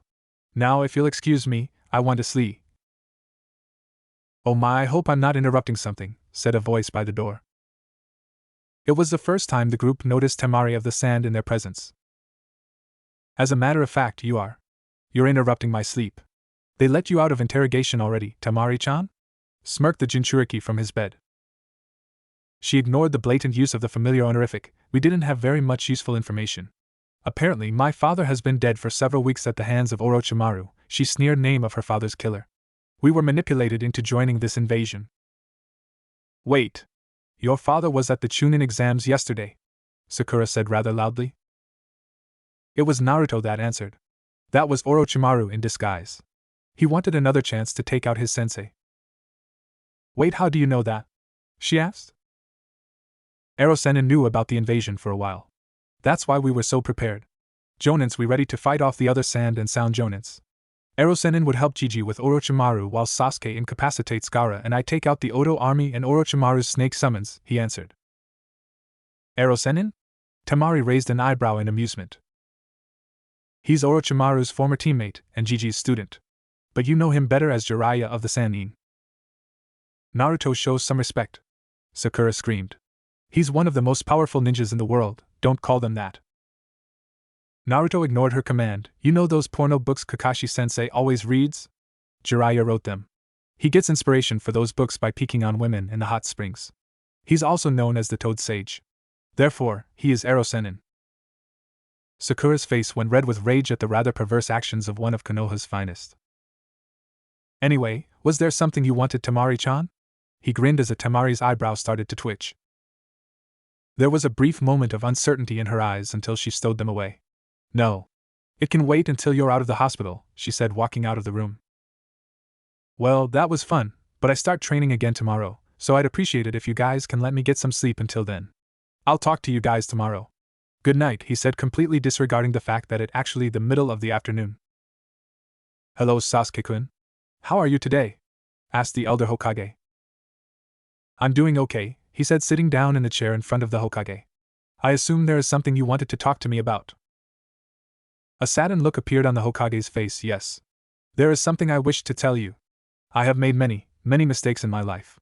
One of them was keeping secrets from your teammate Naruto. You mean he didn't know about the Kyuubi? I see he's told you of his burden, yes. Until the day of your academy graduation, Naruto had no idea of his burden. All his life, he's been hated and shunned, but have never known why. Perhaps if I had been more truthful with him, it would have lessened the pain. Sasuke grunted in agreement. But what does this have to do with me? I have called you here today because I do not wish to make the same mistake I made with Naruto-kun with you as well. It seemed like the elder Hokage was growing older and older by the second. Sasuke's eyes widened. What secret have you been keeping from me? Yesterday, trusted member of our council was found to have committed very treasonous acts against our village. Not only did he implant the cells of our Shodaime into himself, he also implanted 11 Sharingan eyes. Those eyes came from the dead bodies of your clansmen after the massacre. What? Where is he? I'll kill him! Sasuke screamed as he got out of her seat. Sasuke, you have to learn that violence and vengeance isn't always the answer, the Hokage sternly said. But he desecrated the bodies of my clan. I bet some of those eyes he took were my own father's. You can't keep giving in to the urge for vengeance. And besides, Danzo was executed a few hours ago. Sasuke sat down after hearing that Danzo was already dead. So is this the big secret that you've been trying to tell me? Yes, but that is only part of it. The secret I'm going to tell you today is the truth behind the Uchiha massacre, the Hokage grimaced. The truth behind the massacre? Sasuke was almost afraid to ask. Yes. Danzo has always disagreed with the way the village has been run by all 4 of our great Kages, especially me. He's been trying to get my job for several decades. In fact, the only way Orochimaru could have gotten into this village undetected would be if he had help. Danzo knew that my wayward student wouldn't let an opportunity to kill me go to waste. Therefore, if Orochimaru had succeeded with this invasion, Konoha would be in ruins, and without a Hokage, Danzo would have immediately put his name into contention for the title and have blamed the failure to push back the Oto and Suna forces on the teachings of my senseis and I, the elder Kage spoke. Under such circumstance, it would have been all too easy to gain the title. I get it. He's a power-hungry warmonger. But what does this have to do with the massacre? It turns out this wasn't his first vie for power. Are you saying the Uchiha massacre was another of his power schemes? The last loyal Uchiha nearly screamed. The Hokage decided some background was needed. What do you know about the Kyuubi attack nearly 13 years ago? Sasuke furrowed his eyebrows. He wasn't sure what Naruto's burden had to do with his clan. Not much. The Kyuubi attacked the village and many died. The Yondaime fought the Kyuubi and died, sealing it into Naruto. Yes, that is the generalized version of it, Sarutobi nodded. But what isn't known by many is the fact that the Kyuubi was compelled into attacking our village. What could possibly control the Kyuubi? Sasuke asked. There are only a few known things that can control the most powerful of all Bijus. 2 of them originate from Konoha. The first is the Shodai's Mokutan ability that could suppress its power. The second is the Mangekyo Sharingan. The Mangekyo can control the Kyuubi? Yes. It was your ancestor Uchiha Madara who first controlled the Kyuubi and used it to fight the Shodai, Sarutobi answered. Naturally, the Uchiha were thought to have possibly been behind the attack. It was the logical conclusion seeing as there were many powerful Sharingan users in the village, and it was not impossible for one of them to be hiding the Mangekyo. After all, no one knew your brother had it before he did his deed. So my clan was blamed for the Kyuubi? Sasuke clenched his fists. Not necessarily. There was never concrete proof that someone from your clan actually did the deed, but Danzo definitely put it in the thoughts of many of our villagers and ninja. As a result, people were wary of your clan, but of course they never took any direct action against your clan seeing as they had your teammate to take their anger on, he spoke in a saddened voice. So while there was no concrete proof that your clan was behind the Kyuubi, Danzo was sure your clan was somehow behind it. He saw it as a sign that perhaps the Uchiha were not happy with their position in the village and wanted more power. So he influenced many ninja and civilians on the council to enact certain measures to try to keep an eye on your clan. Among them were creating a clan compound that was far away from the village and tighter restrictions on the Uchiha police force to keep an eye on all your ninjas. Your father and your clan elders hated being left out of the loop and felt that the village was trying to suffocate them. And in a way, they were right because Danzo began to whisper in the right ears and push the right buttons to suppress your clan. Eventually, this all came to a head a few days before the massacre occurred. Your entire clan had finally had enough of the treatment Danzo, the ninja, and the civilians had brought on them, so they planned a coup d'état. That's a lie. My family would never rebel against the village, Sasuke yelled. I'm afraid that it is true. In fact, it was likely Danzo's plan from the very beginning. In the background, he had always kept his root and bu strong even though I had long ago told him to disband his ninja. Should your clan have rebelled, the village would have been thrown into chaos and civil war. Using fact that I allowed the civil war to occur, he would have sufficient reason to try and impeach me from my seat, and using his root operatives, he would have been able to put down the coup and easily declare himself the 5th Hokage. But Itachi wouldn't let that happen. He knew that if your clan was allowed to go through with the coup, it would mean the start of the 4th Shinobi World War. He knew that if Konoha, the strongest of the 5 great villages, dissolved into civil war, it would be an open invitation for the other 4 great villages to attack us. He wasn't going to let your clan start another world war for the sake of power. And he wasn't going to let your clan ruin their name in the name of a coup, so he did the only thing that could possibly preserve your clan's reputation without sending the world into chaos and death. He took matters into his own hands. Itachi killed our clan members because he didn't want our clan to cause a world war? Sasuke wasn't sure what he thought that. That, and he didn't want the clan to forever be known as the clan that tried a coup and ended up destroying the entire shinobi world with it. He also knew that should the rebellion have gone off, Danzo would have easily been able to take over the Hokage title and lead the village into ruin. So in order to preserve your clan's reputation and to save the village, he sacrificed his own freedom and his own humanity to massacre his own clan, Sarutobi finished. By now, Sasuke was in tears. Then why did he leave me alive? Because he loved you more than anything else. No matter what, he couldn't allow himself to kill his own brother. So he resolved to give you everything so you could rebuild the Uchiha clan and save them from their dark past. He told you to hate him, so you would have a reason to grow stronger. I believe this would have 2 purposes. First, it would allow him to atone for his sins against your clan. Only an Uchiha should have the ability to lay down the punishment upon the Uchiha clan killer. And second, it would provide you with a noble legacy to continue the Uchiha name under. By bringing him down, you would easily become one of the most celebrated heroes of Konoha. Itachi sought to bury the Uchiha clan's misdeeds under his supposed betrayal and your heroism. Right after he subjected you to Tsukuyomi, he came to me and begged me to watch over you, to never tell you the truth, and to protect you from Danzo. He knew that by ending the coup before it even began, he had destroyed Danzo's plans and as a result would draw his fury and ire. The only way to get back at Itachi now that he was a fugitive on the run was through you.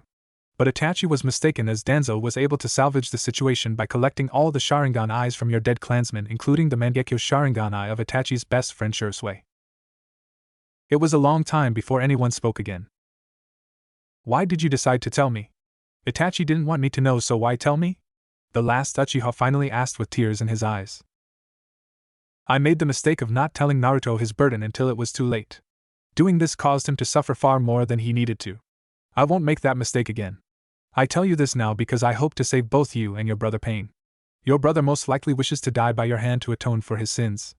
And I can't let you dream of killing your brother without knowing why he did what he did. You both have suffered far too much at the hands of Danzo for me to in good conscience let you continue to suffer. Is it true that you stopped an entire army on your own, Naruto-kun? I asked. Naruto had just been released from the hospital, so naturally, he went to get some ramen in order to rid his taste buds of the taste of the evil hospital food. Yup. I'm awesome like that. Naruto grinned, finishing his 6th bowl of the food of the gods. And later today, I start training with the night aim. Ayam had to giggle at that. Her little brother, who had been hated throughout the village, had finally begun to gain some recognition around town. I knew you had it in you. Indeed. You are something of an enigma, Uzumaki, Naruto, a voice said, entering the ramen stand sitting down next to Naruto. 1 bowl of miso ramen, please. You know, Temari-chan, you seem to be following me around quite a bit. Are you perhaps stalking me? The Jinchuriki teased, picking up his 7th bowl. Don't flatter yourself. I simply have some questions I need you to answer, the Suna princess answered without missing a beat. Neither said anything as they waited for Temari's order to arrive. Why? She finally asked. Naruto simply raised an eyebrow at her and waited for her to continue. I know what you did during the invasion. And I have a pretty good idea of how you attained such power. My question is, why aren't you like my brother? Was it because you weren't hated? Was it because people liked you? Was it because people respected you? Why? She sounded almost desperate to know the answer. As I understood it, I lucked out quite a bit. Your brother's seal was rather faulty. It allowed his Biju to influence him, making him think that it was your mother. My seal was done by the Yondaime Hokage, perhaps the greatest seal master to ever exist. He spoke the last part with pride. He decided not to mention how his seal excluded Kurama's Yin chakra at first. So, it was just the nature of the seal's use? She asked. No, part of the reason why I didn't lose myself to the hate the villagers put on me was because I found people who truly cared for me, he said. He thought of his sacrifice to save his own life, Gigi, and even Irika-sensei. People who cared?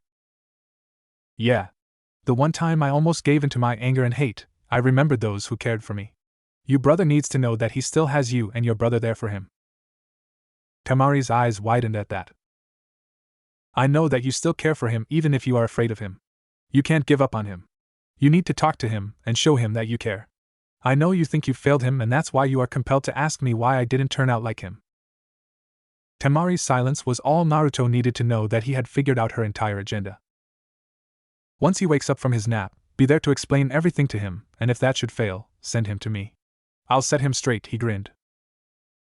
I'm not going to say thank you, especially not after you knocked me out during the invasion. In fact, you owe me a match, Mr. Kamikaze. Divine Wind, huh? Naruto smiled. Is that what my nickname is in the bingo books? Apparently, Oto has you down as Konoha's Kamikaze. They figured only through divine intervention could Oto have failed in that invasion. What about your Suna's bingo book? Well, seeing as we were deceived for a long time, we are probably going to renegotiate a treaty with your village. So, there's no need to put your name in ours. As for the other major villages, they probably won't even glance your way until you run into them. Why's that? Quite frankly, no one expects anything at all from a brand new village like Oto. They'll think it was rather foolish and ambitious of them to think they could topple Konoha, especially if a genin took out the majority of the army. Kiri, Tsuchi, and Kumo will probably just scoff at the fact that you took out an army. They'll downplay it as Oto being as stupid for trying to invade Konoha and weak for failing so miserably. Furthermore, you didn't actually fight any of Suna's finest, so you'll get no respect from any of the major villages. Ouch. No love because I didn't take out any good ninja.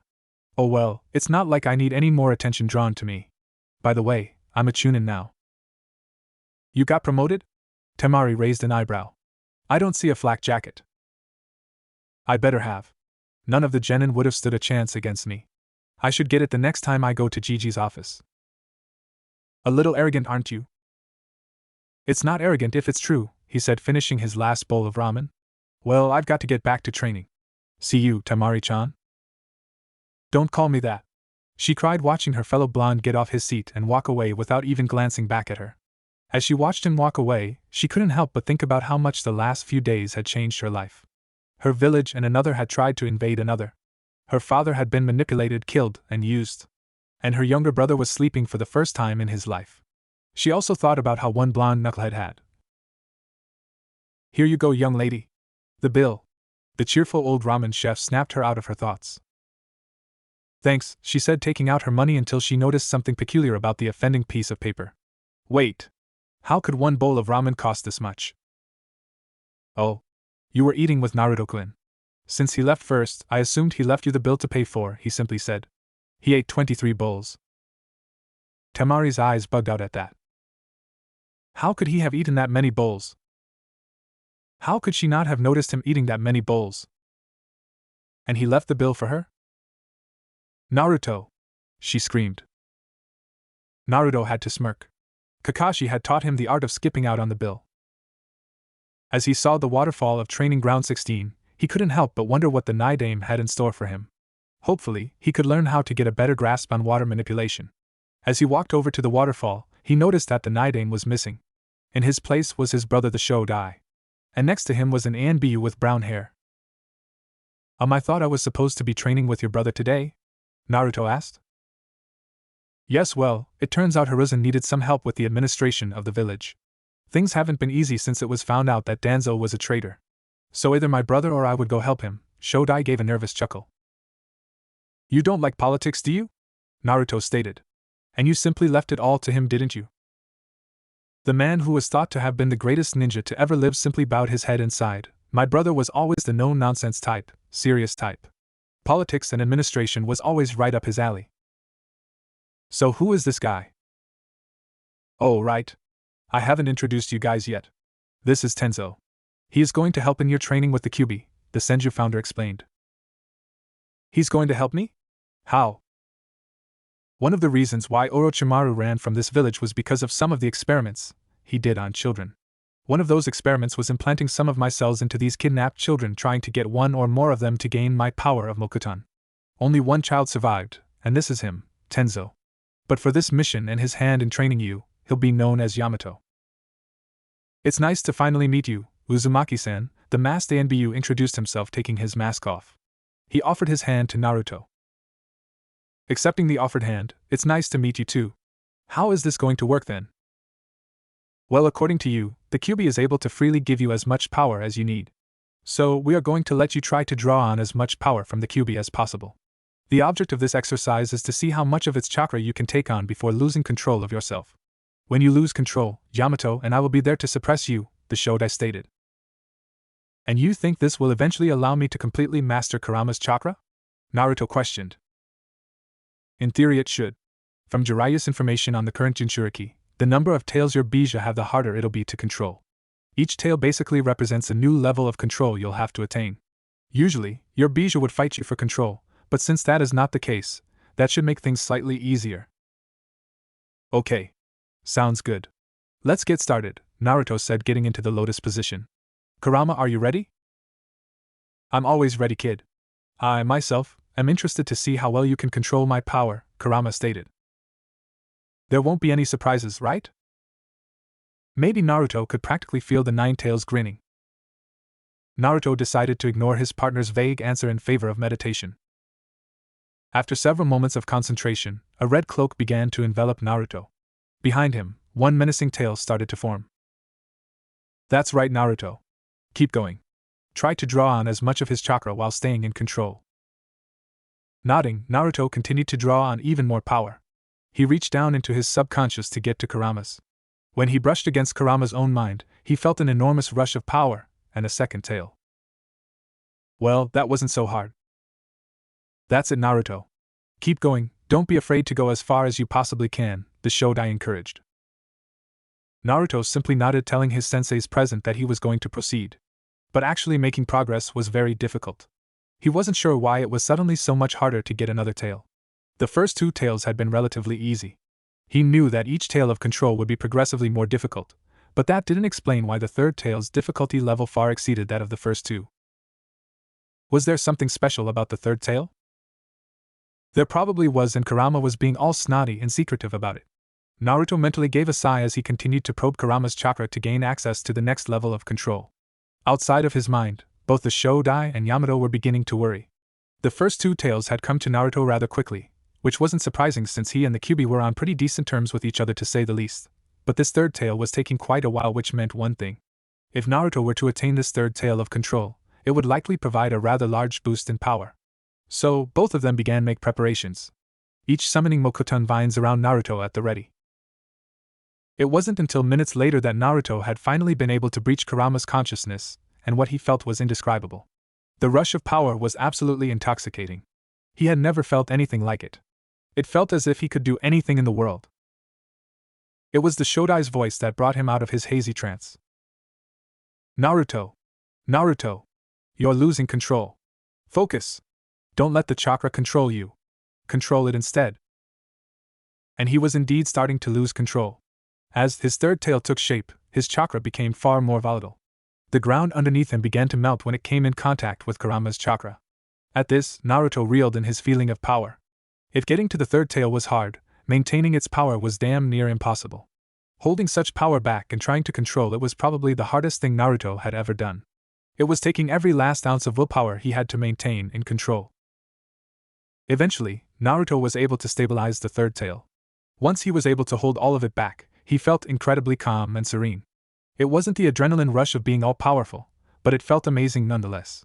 That feeling of calm was the last thing he felt as he fell into unconsciousness. Hours later, Naruto awoke completely exhausted and aching everywhere. It wasn't as bad as after the invasion, but it was still pretty bad. As he looked around, he noticed that sun had begun to set and that he was leaning against the side of a rather large tree. Yamato and the Shodai probably propped him up on the tree to let him rest. "Ah. It seems you've awoken. How are you feeling?" Yamato asked. "I'm okay for the most part. I'm pretty sore. Do you have any idea what happened when I went into three-tail form?" "It seems that three-tail form possessed far greater power than the first two-tail forms. Your chakra was rather tame during those two forms, but your third form was basically uncontrollable." "Why though, we have no idea," the Senju answered. "Well then, I'd better ask my tenant. You got anything to say, Kurama?" The last part of it directed toward his partner in crime. "Use my chakra to do that jutsu your father copied from my Bijudama, tailed beast bomb," was all he got as a reply. Jutsu copied from the Bijudama? The Rasengan? Why that one? It seemed Kurama was enjoying keeping secrets from him, so the only way to get answers would be to follow his instructions, no matter how sure he was that it'd likely end up badly. Calling upon Kurama's chakra, he prepared one of his father's signature jutsu. He felt rather proud to be able to use such an infamous jutsu. As far as he knew, this jutsu still struck fear into the hearts of IWA shinobi. Good thing IWA was a little too arrogant to care that Oto had put him in their bingo book as an A-rank genin. As the shining orb the Rasengan was known for started to form, he noticed something shocking. A normal Rasengan was a bright crystal clear blue. Using Kurama's chakra, it came out an angry blood red. When he first began learning the jutsu, he had to use a shadow clone to help him control its amazing destructive power. But over time, his chakra control had gotten far better, allowing him to use the shining ball of destruction with only one hand.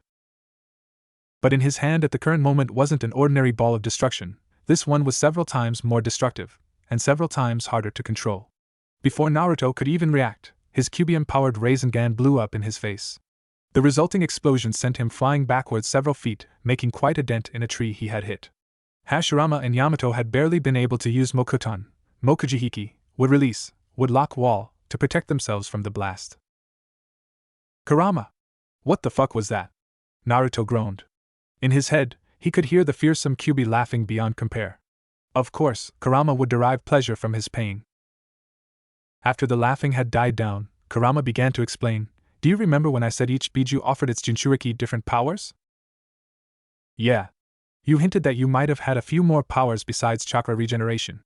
I'm guessing that weird red Rasengan was another one of them?" he guessed. "Yes. As the strongest of the 9 Biju, I have inherited some of my father's most prized powers. And as a result, you, have inherited my father's ability to use Yin release and Yang release. At the three-tailed state, you unlock the power to use Yin release.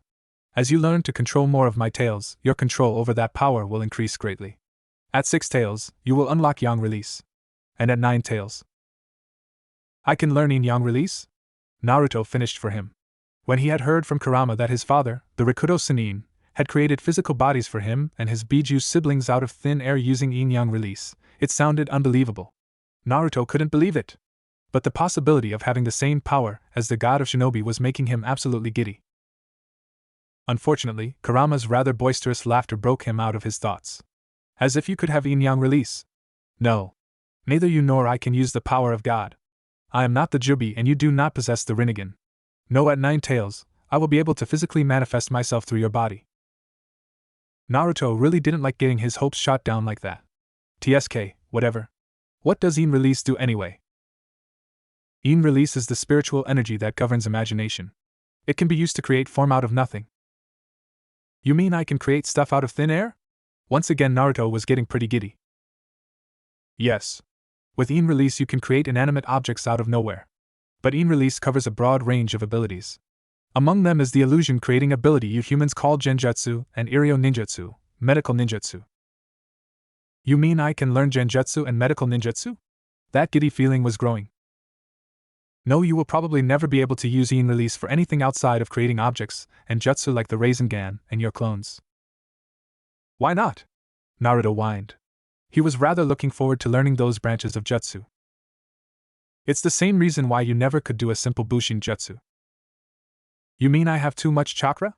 Naruto asked. No. I mean I have too much chakra. Because my chakra reserves are higher than anything you could possibly imagine, there's no way you could possibly ever have enough chakra control to do genjutsu or medical ninjutsu using my chakra. So, there's no way I could possibly learn either of the two? As you gain more control over my tails, you may perhaps be able to start using your own chakra for Yin release and not my own. But by then, your chakra reserves would have also increased greatly, and then you would be in this exact situation again. Too much chakra and not enough control. Ironically, because I, and eventually you, have so much chakra, creating inanimate objects will actually come very easily to you. Also, I believe Yin release will help increase the raw destructive power of the Rasengan and make your Kage Bushin vastly more durable. That's pretty awesome. I can't wait to try and master this. Creating inanimate objects and increasing the power of his Rasengan and Kage Bushin wasn't a bad deal at all. I don't suppose you know any Yin chakra control exercises, do you? As if I have need of such things. No. I was born with this power, so there was never any need for me to learn to control it. All I know is that your control over Yin release will grow as you gain control over more of my tails. Any other ways to increase your control in the meantime will have to of your own doing. Satisfied with the knowledge bestowed upon him, Naruto nodded. All right. Thanks for the help, Kurama. Whatever, kid. The powers I have gifted you are incredible, you'd better not waste them. After his conversation with Kurama, Naruto told the Shodai and Yamato about his newfound ability for Yin release. Needless to say, both were shocked. This new development would have to be discussed with Sarutobi. With the injuries Naruto sustained from the Yin release Rasengan, and the aching he experienced from Control Kurama's three-tailed state, it looked like Naruto would be spending another night in the hospital, much to his chagrin. Fortunately or unfortunately, whichever way you look at it, his broody teammate came by to drop off his Chunin flak jacket. How the hell can you be back in the hospital after leaving it this morning? The Uchiha mocked, throwing the jacket to his blonde teammate in bed, not caring that he may have been injured. I might have overdone it with my training.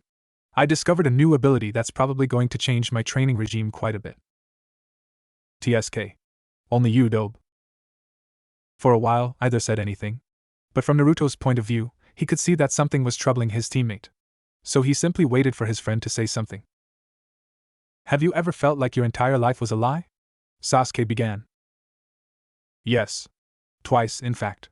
Once when I found out I was the Jinchuriki of the Kyuubi, and another time about a month ago. Another moment of silence occurred until the last loyal Uchiha spoke again. I found out today that my brother massacred my clan because the Uchiha were planning a coup d'etat. He knew that an Uchiha rebellion would cause civil war in Konoha and likely entice one of the other 4 great villages to attack us, thus causing the 4th Shinobi World War.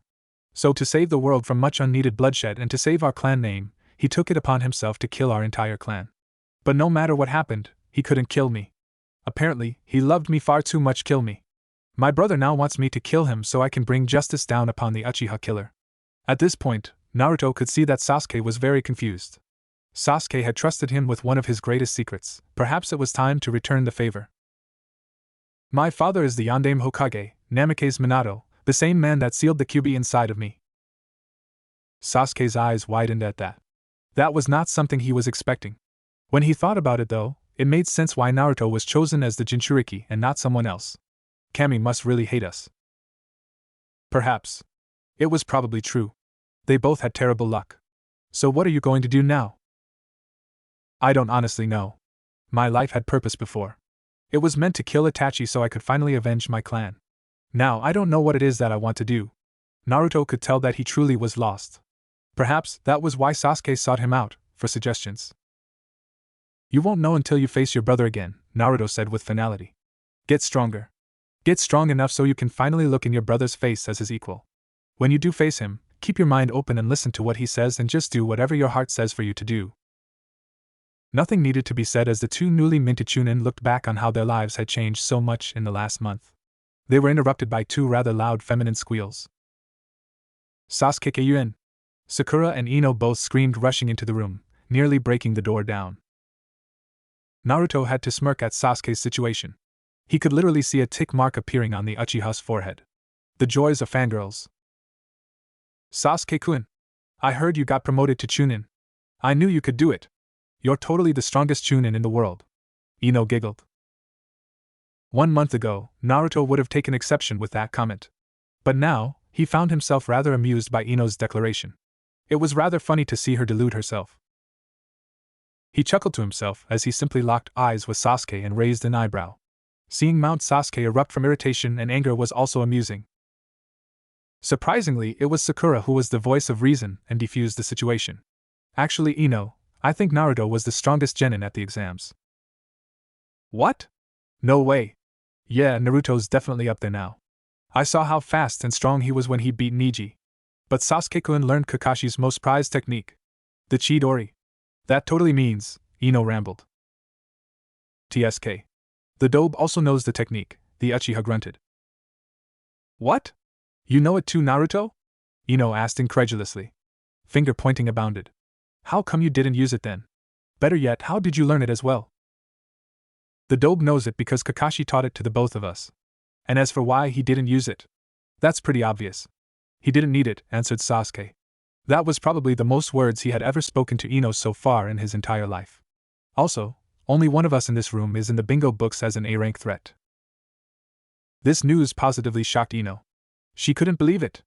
Naruto, the class Dobe, was actually in the bingo books. She looked to Sakura for confirmation. The pinkette gave her a tight nod. Naruto defeated the entire Oto army on his own Ino.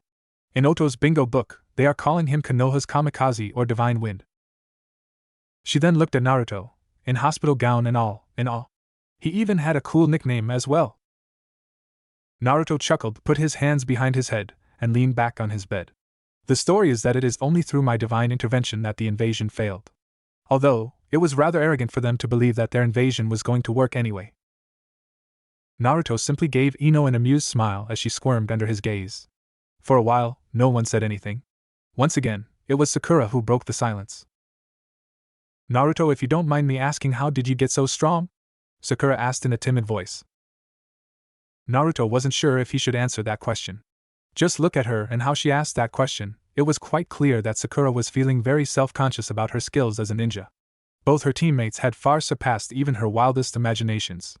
They had shown great performances at the Chunin exam finals and had done a great service to the village for their part in the invasion.